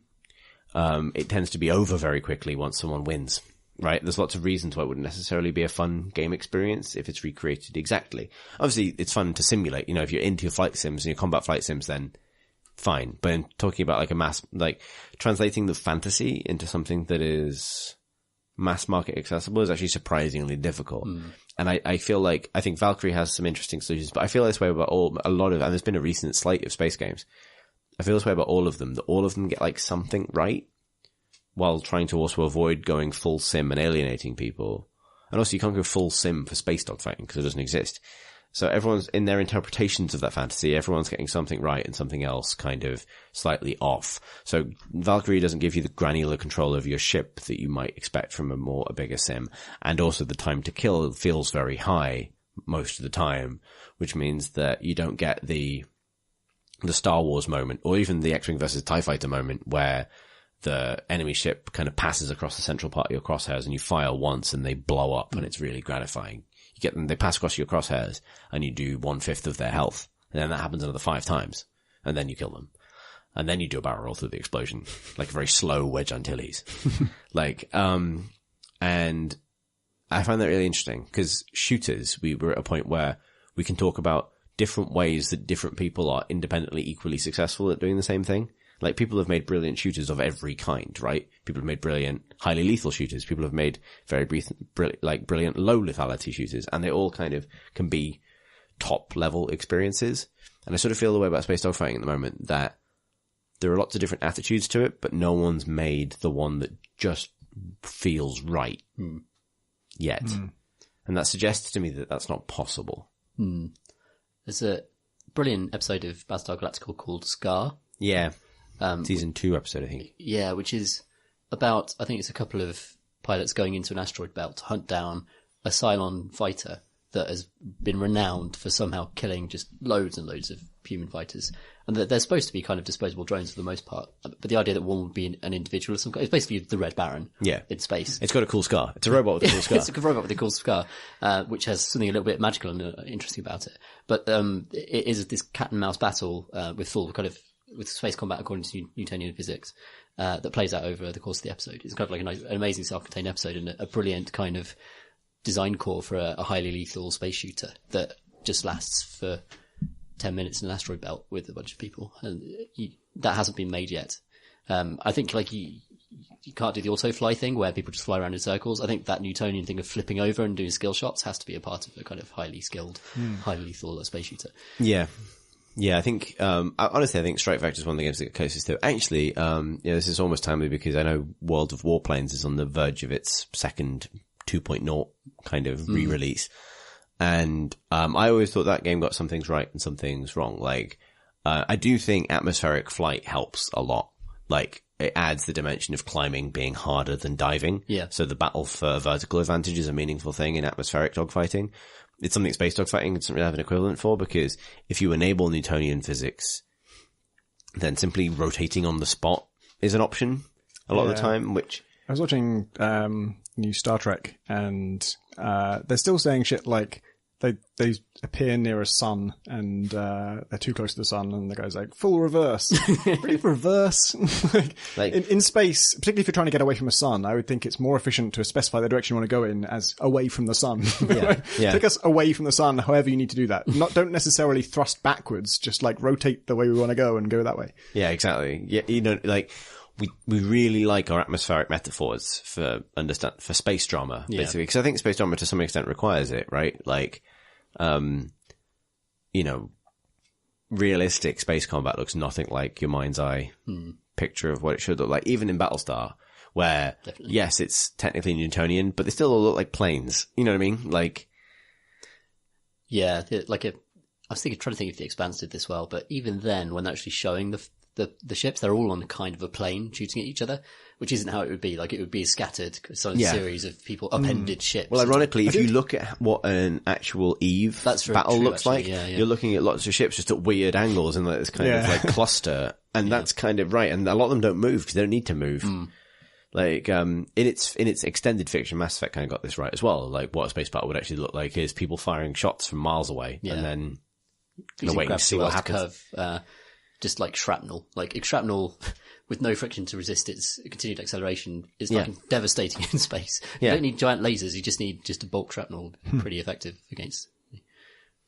I watched a bit of The Expanse recently, and I watched the pilot episode last night. Weird. There was a space battle in it, and I was quite impressed with how it looked, actually. It was like the ships were just spinning like fucking insanely. Like, they weren't at all coherently angled or anything. They just like looked like lumps of rock just spinning through space, who happened to like fire auto turrets at each other every now and then. The Expanse is an interesting show.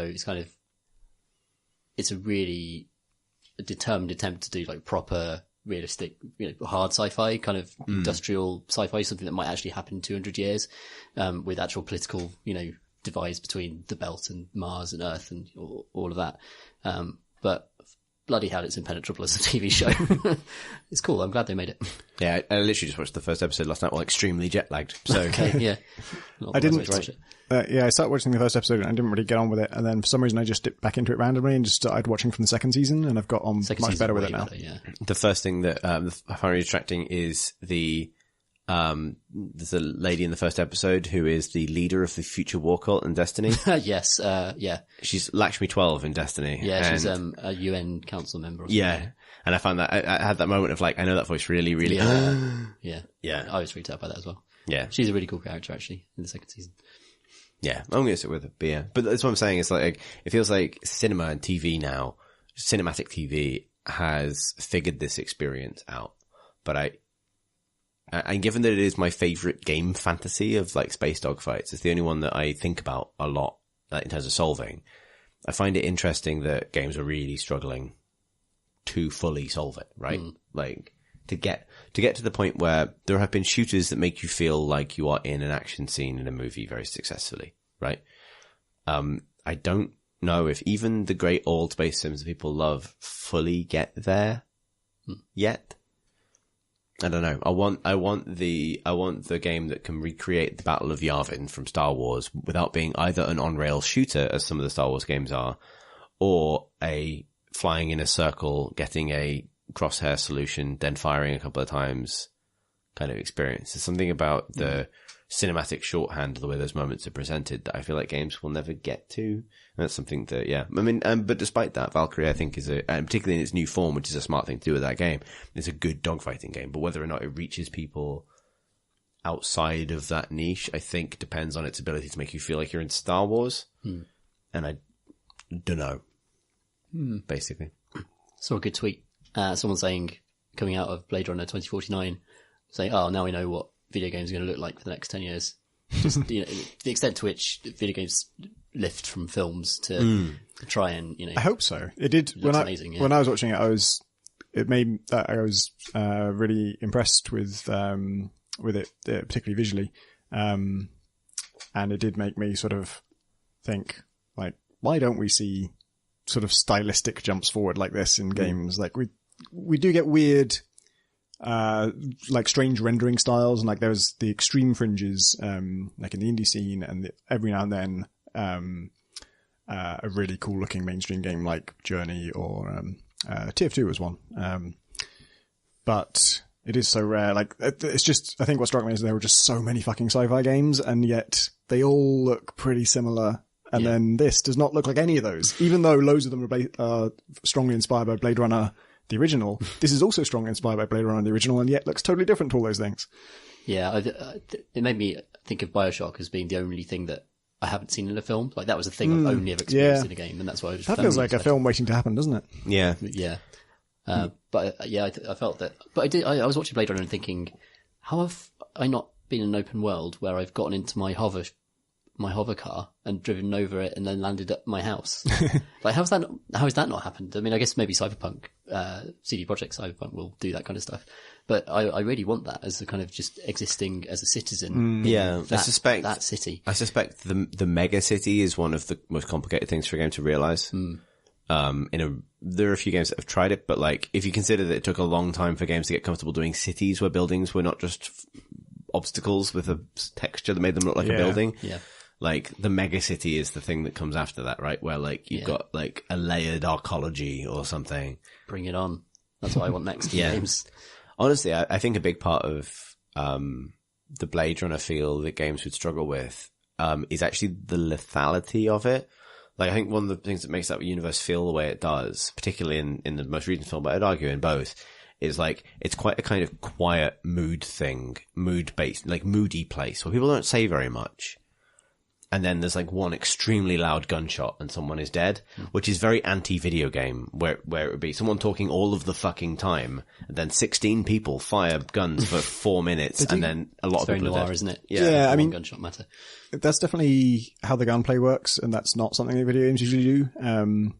But also both films, maybe more so the first one, involve a lot of brawling. Like, the thing I noticed when I rewatched the first one is like, Deckard like has a gun, he could shoot these people, but he somehow always gets into a fist fight, even though he's specifically told they're really good at close combat.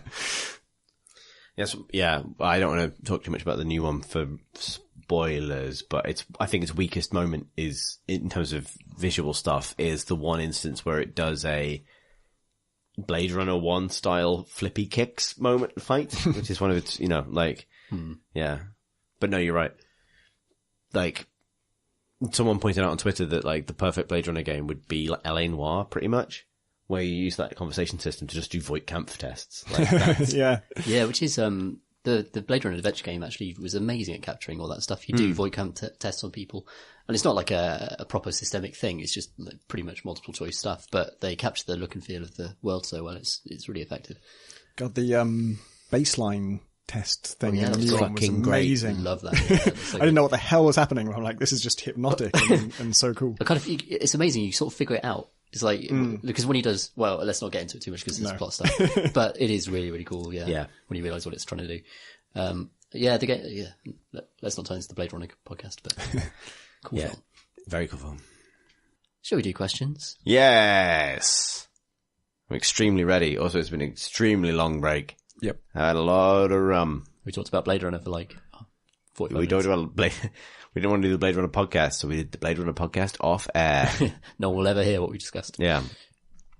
We should just do a podcast where we talk about films at some point. Let us know if that's If you the thing want would that. like. Yeah. If not, that's fine. Our first question comes from Ben, who writes, Dear Crate and Crowbar Double R. I don't understand. Last week, I watched a trailer for Heat Signature that included Tom Francis's face. And it did not match my expectations in the slightest. I thought he'd have a shaved head. What game have similarly misled you? Whose appearances were not at all what you expected based on their names or voices? Thanks, Benjamin. Can I ask Benjamin to write back to us, explaining why he thought Tom Francis had a bald head? When he said that, I thought, do I come across like Jonathan Blow? Because he does have a shaved head. Maybe these days he doesn't, but he's sort of typically photographed with a shaved head. I think of him as a bald man. Maybe that's where that preconception came from. Your hair is usually pretty short, Tom. Yeah, it used to be. It's gotten a little bit bouncier right now. But Well, I apologize for misleading you in this extremely subtle and unpreventable way. I did have a similar thing with, I listened to Idle Thumbs for years before seeing any of those people, having any clue what they looked like. And I always imagined, for some reason, Chris Remo being very fat. I don't know why, but from his voice, I pictured him as very fat, and he's not. You see, this is weird. Because when we discussed this question, we discussed this, and I also imagine Chris Remo. And I also imagine Chris Remo being very tall. And when I met Chris and we're the same height, I had this kind of moment of Chris commonality where I was like, we're both tiny. That's amazing. There's two tiny podcast Chris's. And that was a wonderful moment. But nonetheless, apparently Chris Remo is the next. Extremely misleading voice. You should really work on that. But yeah, It is a fantastic voice, a fantastic singing voice, the whole package. Yeah. It is weird that we have any preconceptions from people's voices, right? That is strange. I remember very fondly the day that we got this new recording equipment for the Crate and Crowbar when we tweeted a picture of me and Marsh kind of, gurning next to the mics, and the responses were almost universally like, oh. That's what you look like. Yeah. Oh no. Oh no. And we'd only just gotten a Patreon at that point. Thank God we managed to get to the point where we could afford fancy new audio equipment, because otherwise we'd been completely fucked. We get this response every year when we do the annual Christmas video. No, yeah. Video pod. Again, just profound disappointment.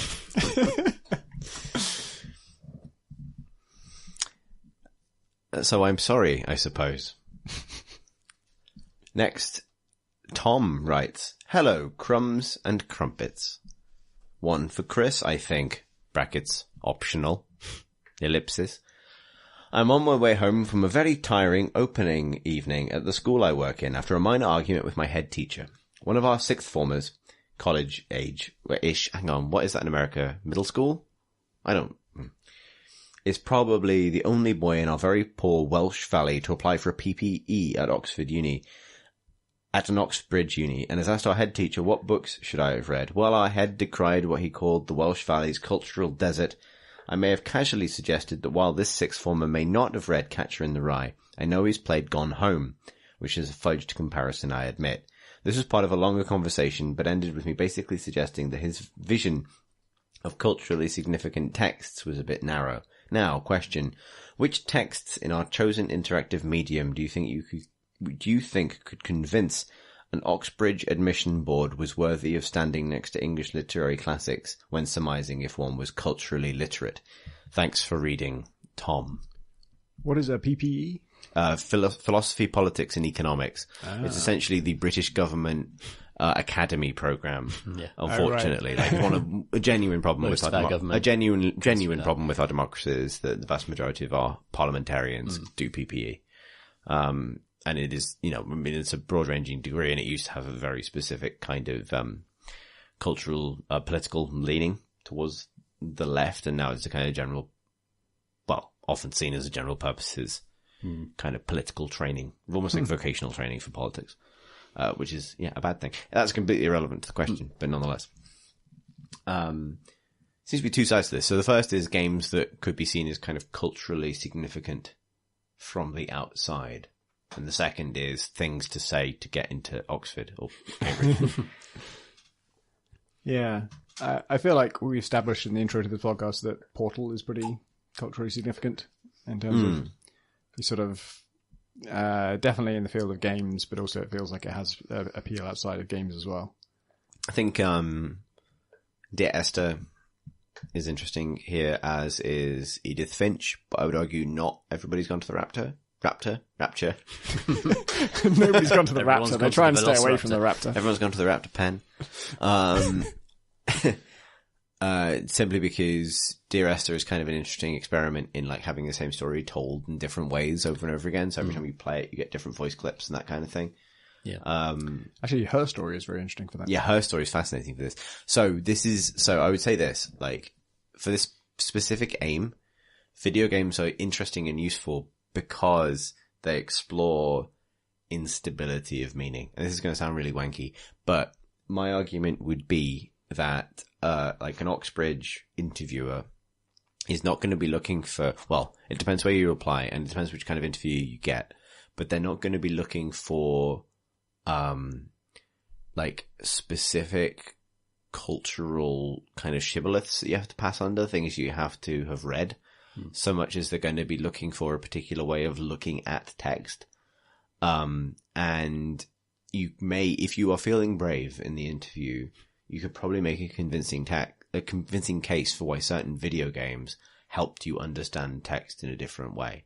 So like if you could argue that Her Story or Dear Esther helped you understand the reader's role in kind of piecing together the text themselves in a kind of death of the author type way, then I think that's a very impressive thing to kind of have in your disposal as an 17, 18-year-old university student who's probably been trained to look for authorial intent.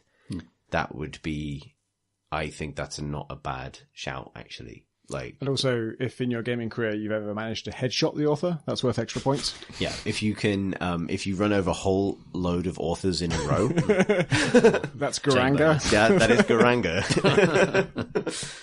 I think the best part of this question is the from the outside part, because that's the real problem. You could make an excellent case for this, but if the person you're speaking to doesn't have the basic contextual knowledge to understand even what you're saying a game is, then, which is a huge problem in, mainstream organizations from like mainstream newspapers in our country and also mainstream educational institutions. Like, I mean, you could talk to a professor who literally won't know what the fuck you're talking about if you're talking about a video game. Yeah, absolutely. Just had a sudden like flash of an expansion called Dishonored 2, Death of the Author, which you carefully blocked to take down. So I had the opposite in my head the other day, and as a consequence of various fucking twit bullshit, I ended up with Adele's Hello from the Outside stuck in my head, but like, Hello from the Outsider. I bet you want to know how I died. The author killed me. Yeah, and that lasted like, literally that's what happens, but like that lasted a good couple of days in Vegas. Doto is a rich cultural text. I was quite drunk the entire time.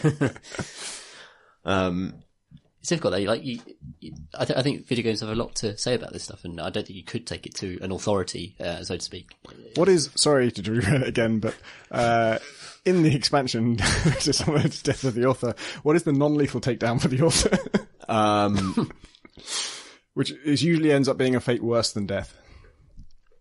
Oh God, what is the movie adaptation? Yes, very good. Oh God. We're not going to kill him. We're going to strap him to this chair, and that makes a movie adaptation of the last book. It's like, No, just kill me now.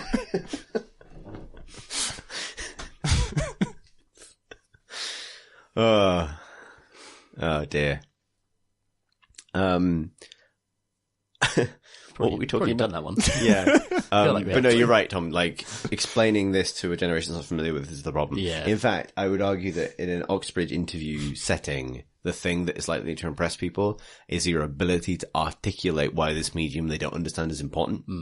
Because, you know, the thing to understand for students applying to this kind of thing, hopefully this is useful to somebody, is that, fundamentally that process is establishing that you can get an idea across eloquently, off the cuff. And have an idea, probably in the first Through place. speech, right? Like, it is from the old school idea of a viva where you have to stand up in front of people and defend your PhD to them. This is like the beginning of that process. So if you can sit in front of professors and say, I'm going to talk about video game here, and you don't understand anything about video games, but I'm going to talk about instability of meaning and reader definition and application of value and all this stuff, then you will probably make a spectacular case for yourself if you can pull that off. But that's quite a big ask for an 18-year-old who hasn't had that training. So yeah, maybe go for a safer thing like a book. But yeah, definitely her story, Dear Esther. Edith Finch for presentational reasons, although Edith Finch is a much harder thing to explain because it's all about the ways it uses video games, the language of video games in different ways, which is double hard. That's the Dark Souls of that particular approach. Brett writes, Dear Minotaur handlers and murderous drunks. I don't even understand that really. We've killed. Greetings! Your discussion of the AI in Breath of the Wild reminded me that I'd seen enemies pick up weapons before in the also mentioned Half-Life 2. The game includes code for enemies to trade their current equipment for better alternatives picked up off the ground, but you almost never see it in action due to level construction. I only became aware of it with the mod Minerva Metastasis, where an Overwatch guard made his way up some stairs to beat me to an AR-2. An unpleasant discovery, but a memorable one. In other words, the game's success in one area level design made it nearly impossible to see its virtues in another AI. Do any other examples come to mind of a game hiding its own cleverness? Cheers, and thanks for reading. Brett. That's amazing. I didn't know they did that. Yep. Because almost like it was quite well hidden. Yep. And that's also why I have no other examples of this. Because they're expertly hidden Yes, from the me. weakness of this question is, what other things have been successfully hidden from you? There's certainly a problem with AI, though. It's very hard for AI to showcase itself to the player. Yeah, that's why there are so many barks for like reloading and cover me and flush him out. Oh, what he's you did using on a the airfield, grenade. Yeah, with the airfield. So, a clever thing that I discovered recently, I recently did a script for a video that went up on the Logitech gaming channel, which I do scripts for sometimes, but it was about game design tricks, like things that are hidden in sort of in game design. And I love the way Fear does this. So Fear has two, like, I wrote something about games that have two brains, essentially, like in order to create like the impression of intelligence. So every individual enemy marine in Fear has its own sort of basic AI process that determines whether it's going to take cover, whether it's going to throw a grenade, whether it's going to try and shoot you or pin you down or flush you out or whatever, right? And then the squad as a whole has a brain that knows what each of the individual entities are trying to do. And what that does is, so let's say you have Marine A, and Marine A has independently decided that it's going to throw a grenade at you to flush you out of cover. What that will trigger in the squad brain is Marine B will then shout at Marine A, throw a grenade at him! So even though the decision was made by the character that does it, the game deliberately makes a different character tell that other character do it, in order to make you think that the AI are actually ordering each other around. And that's a really interesting idea because it's a complete smoke and mirrors thing, right? Like the decision is always made at the individual enemy basis, but having that additional layer that applies this sort of presentational thing of like they're working together has a tremendous effect on how it feels. So I think that's a really cool, like, little trick. Like, Yeah. almost starting with the decision and then working backwards from there, rather than trying to get the AI to actually meaningfully command each other. Yeah, you've got to have that as well to stop multiple soldiers from throwing grenades at the same time. It's the same with the Half-Life thing, where you've got to have some sort of group AI working to stop everyone going for the same gun. Yeah. So those hierarchies are going to exist in every group. Very rarely in Half-Life 1 will more than 2 Marines shoot at you at the same time. If you ever like stand in a huge circle, they did the same thing. Bungie did the same thing in the Halo series. They do it in Destiny as well. And it's called kind of like the Kung Fu circle approach to AI. Right. Where like the notion in the Kung Fu movie, everyone kind of stands in a circle and then one or two people fight at a time. Also applies to shooters. Even if it looks more chaotic than that, people ducking in a cover. One of the reasons to give an AI might be ducking into cover is so they don't have to shoot. It's so that you get the impression that you're being shot at by quote unquote everybody, but you're never being shot at by more people than you can handle. I think one of the reasons why Halo was always lauded for its AI, like rightly so at the time, but I think a lot of the reason was because it presented you with a lot of different types of creature that behaved in very distinct ways. So you'd have little guys that would charge you and then they got scared and ran back. And you'd reckon that was such an obvious behaviour. You'd register as that one type of behaviour. It would give you characterise each type of brute based on the way it actually moved around in front of you. And it's very difficult to do that in Call of Duty when everyone's just like a brown guard, brown armour. Yeah. Next up, Sam writes, Dear Pix and Porter, what gets you excited about an upcoming game? I think Oblivion was the first time I followed the development of a game, and the robust systems Bethesda promised caught my interest because I was a child, and it was doing things I hadn't seen before. Sorry, I kind of pronounced that whole sentence in a way that made that sound weird, but let's go on. In the case of Fallout 3 and Dragon Age 2, my excitement was primarily a product of my fondness for the previous games in those series, and details of the games tended to make mute my enthusiasm. For games by suspicious developments, wink at Tom. He didn't write that, I said that. I think something about the transparency of the development blogs showing the challenges and changes and design philosophy makes me feel personally invested in a way I rarely do for games with a much larger marketing budget.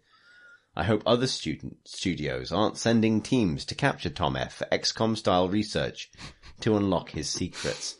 I remain Sam. Postscriptseram. When I first heard Philippa War was joining the show, I had great expectations, and I have not been disappointed. I wrote that joke so long ago, I had to preface it with the Latin pluperfect.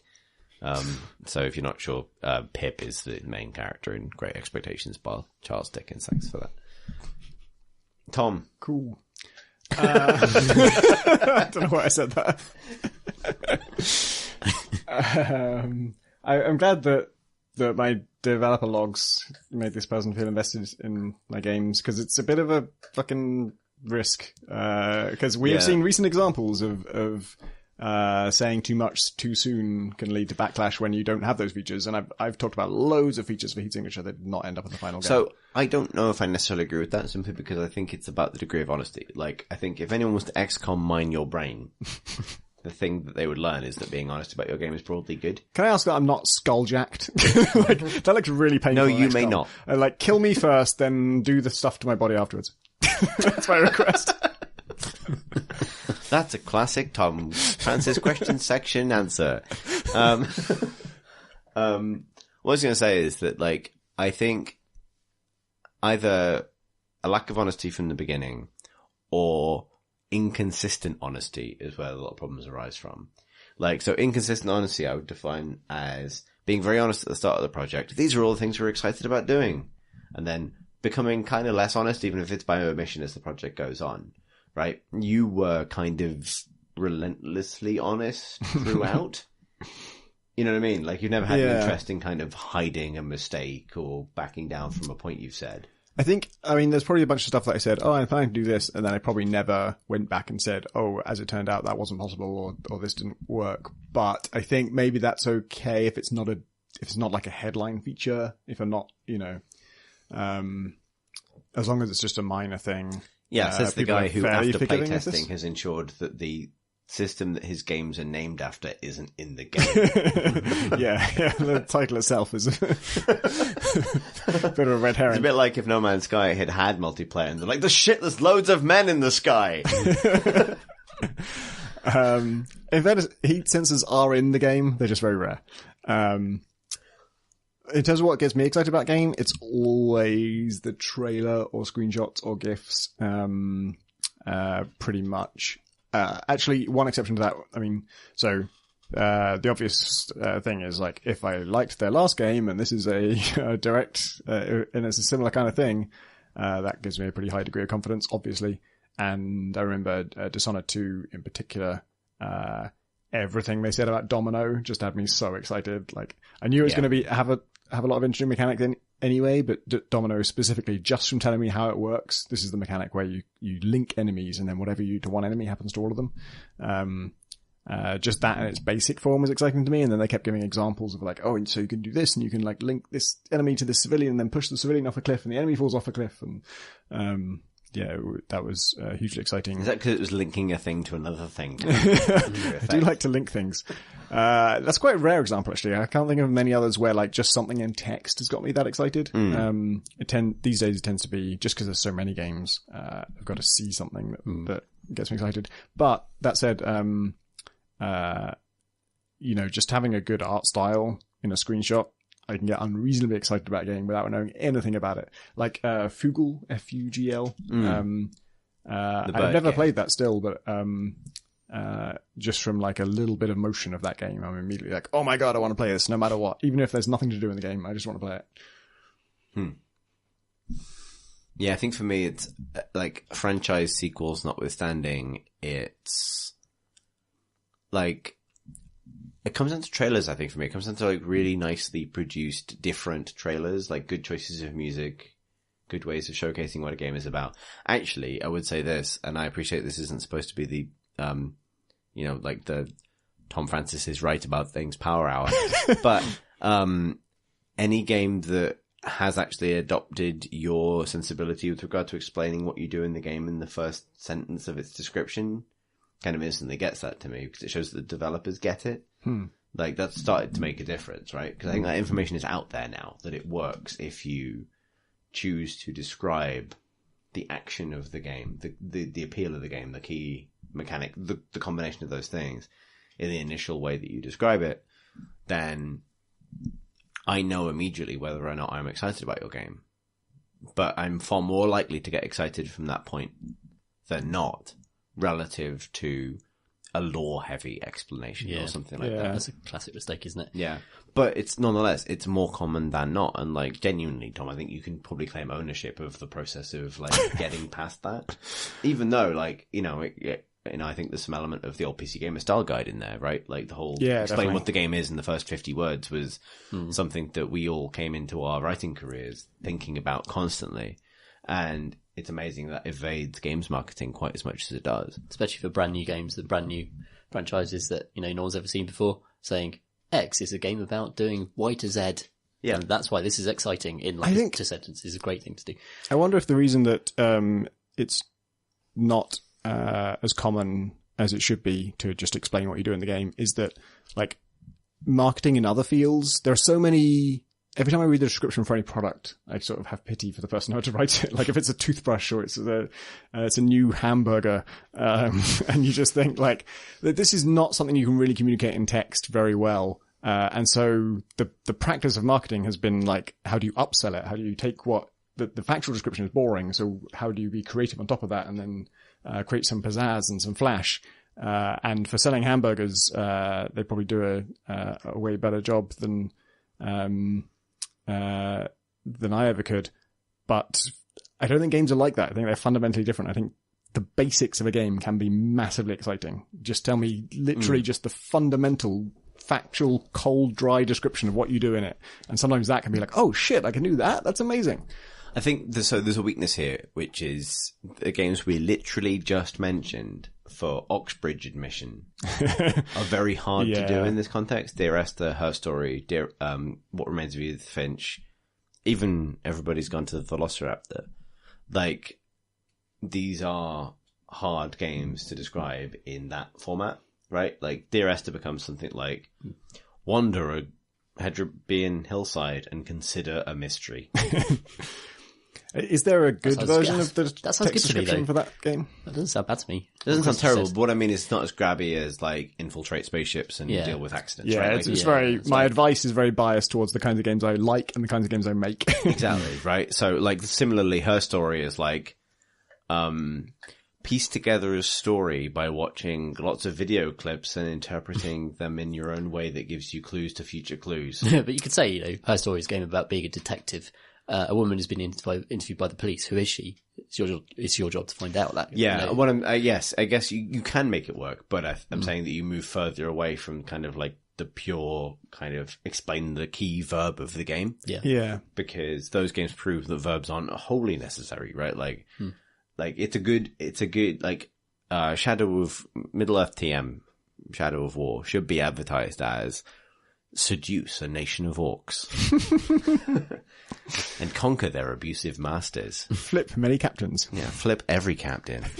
Flip all the blood brothers. Just flip them. Just don't stop flipping them. Why aren't you flipping them? Flip them. From Warner Brothers, it's J.R.R. Tolkien's Shadow of War. We'll be consultants next month. I'm sure. Flipping captain. I know It's Captain Flippin' Good. This is definitely the hamburger descriptions have crept back into it. Exactly. Flip the cannel.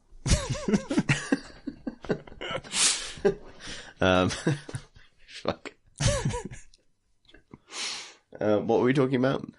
It's stuff that gets us excited about games. Sorry, I was just fully onto stuff that gets us excited then. Trailer's great. I love seeing games in motion. I hate seeing cutscenes though. Like that's the exception, I would say. I say like Elder Scrolls Online, like introduced all its big updates with just incredibly lavish CGI scenes, and that just reeks of total bullshit. Like, Willkommen auf Brownland. It's Morrowind, but it's really brown. Yeah, so maybe it's hard to show the actual game, but you know, I remember the Bulletstorm trailers being really effective because like either the tone was really aggressive and kind of obnoxious, which the tone of the game is, it turns out.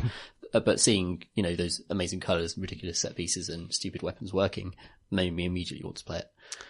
I always flinch a bit when I watch a trailer for a new indie game or something, and they've done like a live action one. And there are some of these that are extremely well liked. I'll stop short of saying there are some of these that are great because I have never liked one. I don't think I've never seen one where I'm like, oh, I really want to buy that game now. Sometimes I've seen one where like in itself that is a funny video, but at the end of it, I still don't know if I want to buy the game. And they're so hard to make. They're so expensive to make. They're so difficult to make. They're so hard to get right. And just showing your game is, well, okay. For a certain kind of game, showing your game is easy. I don't know what I would do if you put me in charge of like Tacoma. I don't know how I show that game. I don't really know how. I know how I explain that game actually because Gone Home exists and you can refer to the genre. Gone Home actually would be the harder example because that genre was starting to exist, but it wasn't well established. You couldn't really say, "Oh, it's a Dear Esther-like," because that was not well known enough. I think I agree that live action trailers have never, to my memory, been good, except Strafe and possibly Super Meat Boy. He said, ? Possibly the ultimate pod voice. So Strafe had the one which was a kid playing a game and his head exploding, then his brother playing the game and his head also exploding, and it was done in that very kind of like hardcore 80s video game commercial kind of way. So it was already a pastiche of a pastiche of a pastiche at that point, but it also showed the game and kind of got across the kind of emotional core of what that game is, which is sort of throwback FPS shooter action that aspires to be as hardcore as you remember 90s shooters as being. Yeah. And the live action presentation kind of served a purpose in that context, while also being extremely devolver digital about the entire thing. I think, so I had a conversation with, I was in Italy recently. It's one of the reasons I've been away so much. And I was talking to Massimo Guarini, who's the lead of a studio called Oversonico, who just made Last Days of June. Right. Came out relatively recently. But we had a really interesting chat, which you can read about in Edge magazine at some point in the future. But about how games companies, games developers are kind of getting more comfortable with their idea of their own brands rather than their own products. Like traditionally, games development, particularly on a studio level, is kind of a bit reluctant to have like a studio level brand, with a few notable exceptions. Mostly the kind of ideas of the studio are established purely through the games they make, and they may oscillate wildly from sort of individual work to work for hire to something else. Whereas the idea of having an ethos to transmit ahead of time is something that only a few studios have really managed, but that's something that can build excitement for a game ahead of time as well, which is why I bring it up. Like the notion, if you can get to the point where your studio is known for producing a certain type of experience, having a certain sensibility, then stuff is exciting kind of just because. And I bring that up in the context of Devolver Digital because I think they are interesting as a publisher for being almost more brand than game. And I mean that in a good way, right? Like the games they promote are often very simple, but there's a way that they promote them and a kind of sensibility that which is more like a record label. More of a punk record label. Yeah. Is what they're the closest thing games have to like Sub Pop, right?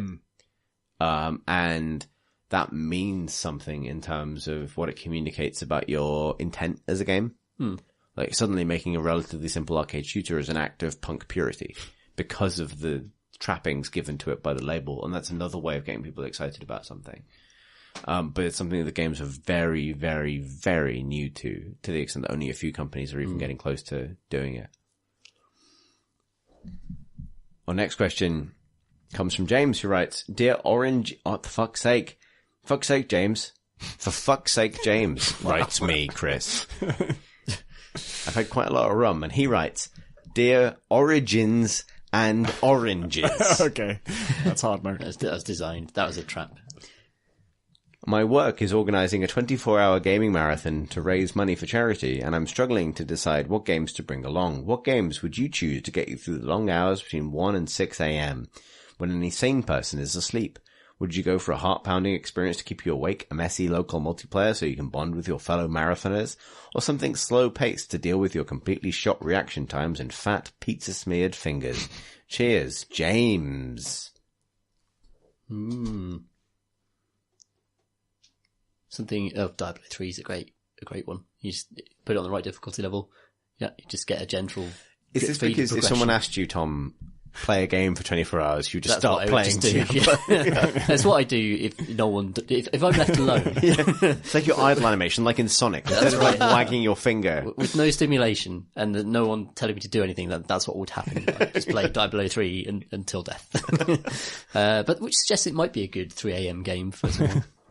Switch off their brains. I think probably the Elder Scrolls games are the ones where I've sort of lost track of life when playing and just forgotten my own needs. Got too immersed. Right. Which is, I don't know if that makes them a good suggestion or a bad suggestion.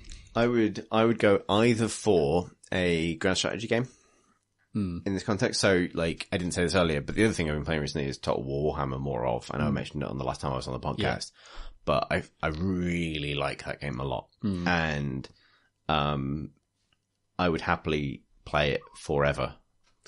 Yeah, that's a good shout. You know, if you set me up playing a Total Warhammer campaign at 11 p.m, I would definitely still be playing it by 8 a.m. if I didn't have to go to bed. You know what I mean? Yeah. So that's thing one. Thing two is any MMO. Because I think the feeling, and Diablo maybe fits this as well, the feeling that you're working towards something. But without too much strenuous Twitch effort at that time of morning. Yeah. You know, I'll happily grind away, do quests. Like Destiny is the other thing here, right? Like, it's out on PC very soon, so hopefully in time for your charity marathon. But just play Destiny for ages, or play it, or start a Total War campaign, because I'm at turn 144 of my Skaven campaign at the moment, and it's still fucking great, which is a miracle by Total War standards, because the end game is exciting, which is a real improvement. I was interviewing lead designers about the upcoming patch, which is due imminently in a matter of weeks, which will glue together Total Warhammer 1 and 2 into the ridiculously huge new campaign. So look to that, maybe include that if it's within the right time. Yeah, play one massive Total War campaign. That's a good suggestion. Or the paperclip game that Tom fell into earlier. It will keep you up, but it won't be you won't entertaining feel for anyone great to at the end of it. Our next question comes from Henry, who fucking cops out of the title pun, which isn't necessary. We should you don't need stress. to do it. If you want to send us a question, you don't have to come up with a pun. Said this but for if you 4 do years want to now. come up with a pun, maybe you might feel the need to cop out quite as hard as Henry did when he wrote, "Dear crates, crows, and bars." Didn't do anything to the first word, but What's the best in-game computer system? Personally, I really liked Doom 3 for the way your crosshair turned into a mouse cursor on the virtual screen whenever you looked at it. The retro-futuristic green-screened computers of Alien Isolation were also great. Keep casting, Henry from Germany. yeah, I liked Praise for the same reason that he liked Dooms. That the in-game, your crosshair and the computer cursor were one and the same. Just when you're looking at it, that's what's controlling the cursor. And they were, I think, better than Doom 3's. They were the interfaces were just huge. They were just everything was designed for this. The text was enormous. The buttons were enormous. It was very easy to click on anything. You didn't have to sort of fiddle with it. Yeah, I mean, my answer to this would normally be Alien Isolation if he hadn't mentioned it, I would agree because with of the very chunky kind of, Really satisfying. just chunky and satisfying input prompts. I mean, I'm spending quite a lot of my time working on a game which is literally just an in-game computer system. I don't know if I can say that. I very much like the connecting to a hardline sequence in HackMud, the game I work on, because I didn't design that bit or have anything to do with it. And it's very good. It makes you feel like you're dialing up to a 56k modem. Nice. But then shit gets real in a way that it doesn't after you dial it traditionally to a 56k modem. It's like you're dialing up to a 56k modem, but then on the other end of the line is Bad Boys 2. That's a pitch. Yeah, exactly. That's my Tom Francis approved 50-word summary of HackMud. Yeah, no, because legitimately, in terms of traditional game systems, it would probably be Alien. Yeah, I love that. So much effort went into creating that. That game is 3 years old now. I know, it's so good. I really want to replay it. I'm going to replay too. it this Christmas. Just because I loved it so much the first time. And That is, interestingly, another game where the AI has 2 brains. Oh. Yeah, because the alien has 1 brain, and 1 brain that has limited environmental knowledge, and another brain that has very broad environmental knowledge, and the one that knows where you are feeds the other one clues. Right. Yeah. That's awesome. And that's how it makes it look smart. Join me on Logitech's gaming channel for more information about games that have 2 brains. Our next question comes from John, who writes, "Dear Steamship and Stowaway, extremely tenuous tourist, not really podcast voice, references aside, I was interested in your comments regarding Cuphead, having a tourist mode to experience the artwork. I was wondering if you felt similarly about a similar mode for the Souls games. I remember there being something of a hullabaloo with the idea. I also realized there are flaws with the analogy, but is this something that there ought to be more of in games in general, and specifically in games that are skill-gated in such an extreme fashion?" Put some commas in you. One counterpoint that comes immediately to mind is that people who play the game in its intended less forgiving mode may feel their experience has been cheapened by others being able to walk through it without having to commit as much effort to it. However, this strikes me as unnecessarily exclusive. What do you all think? Also, cheeky bonus question. The new Divinity sounds great and I'm very much on board. Do I have to play the origin? Oh my god. Oh my god, you fuckers. You mother... Do I have to play the original? The original to catch up on the story, or can I waltz into it without any priors? Keep up the excellent work and congrats, Tom F, on the success of Heat Signature. It's ace! Exclamation mark. Thank you. Cheers, John. I think you don't need to play Divinity 1 for Divinity 2. Yeah, totally. Not at all. Totally. And one of the strengths of its story being essentially kind of not concerned with mythology too much is, like, you can just dip in wherever. Yeah, it's great. It's like a well-managed D&D campaign. If you kind of understand that skeletons probably bad, people probably good, probably fine. It fundamentally concern, like, so I think they advocated all right to hang a kind of serious, like, hand on chin.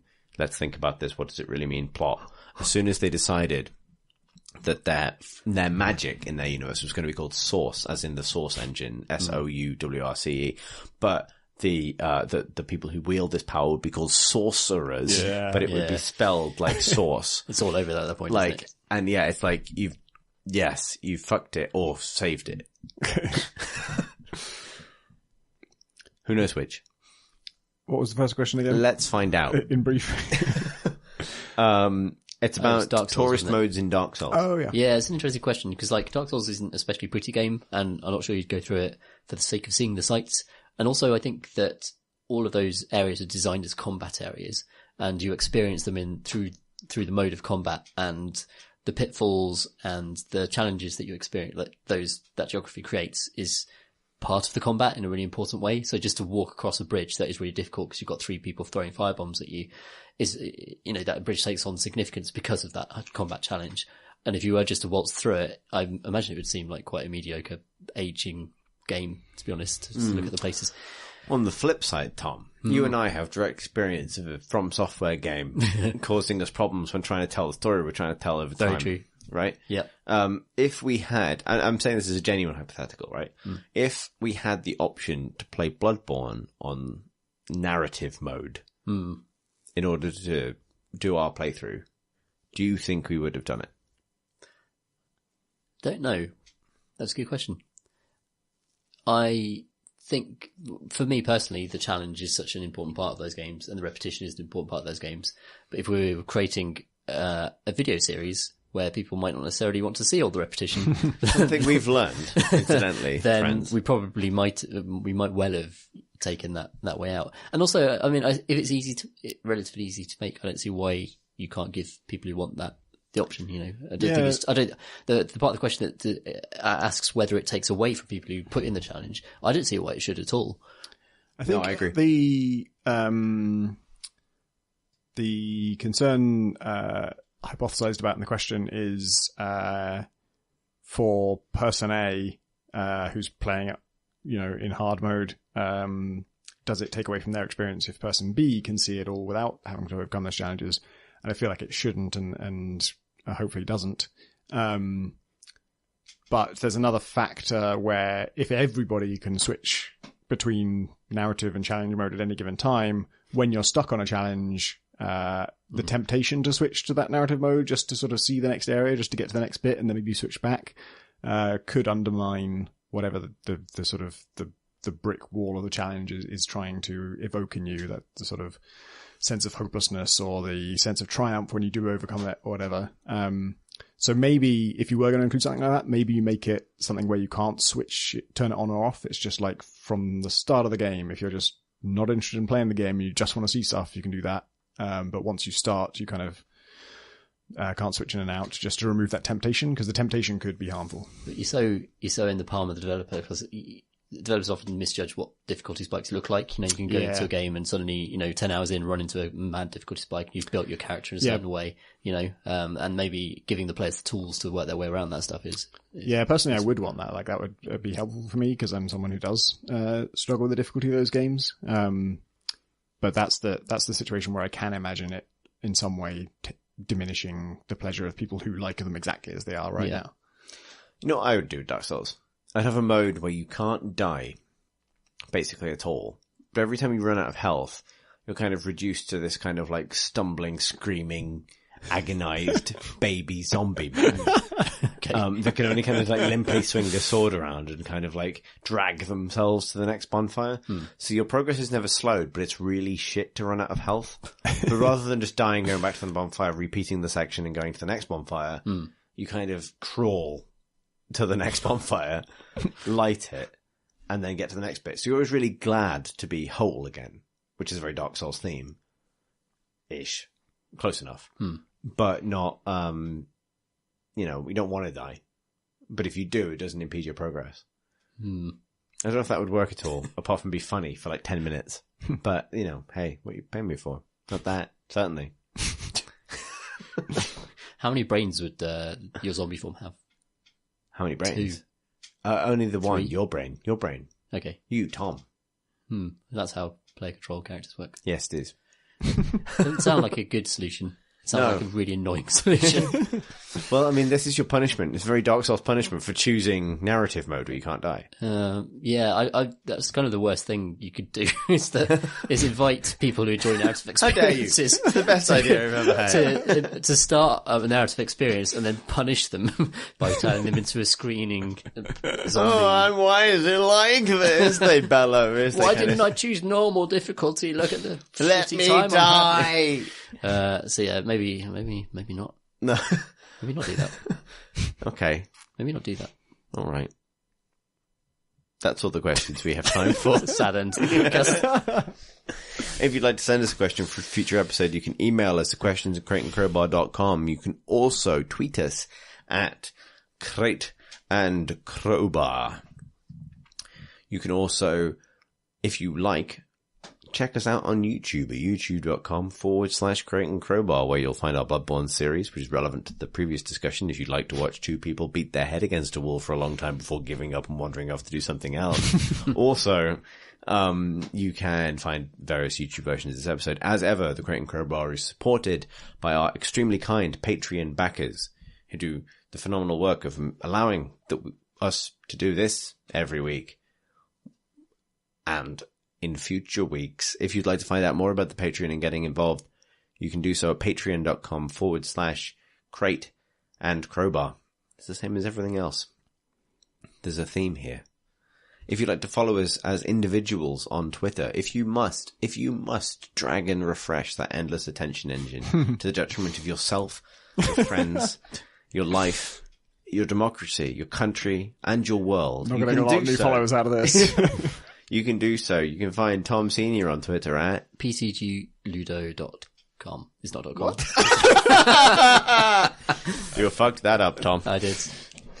Go there anyway, see what happens. pcgludo.com/Twitter. I'm going to start that website. pcgludo. If it doesn't exist, I'm going to start that website. Tom Francis? Pentadact.com is where you can find a link to my Twitter, which is Pentadact. That's actually true. Yeah, that is legit. If you go to Instagram.com/C Thurston, in my Instagram bio, you can find a link to my Twitter, which is at C Thurston. That's CTHURSTEN.com. For fuck's Twitter sake. again, for some reason. /Twitter again for some reason. Thanks.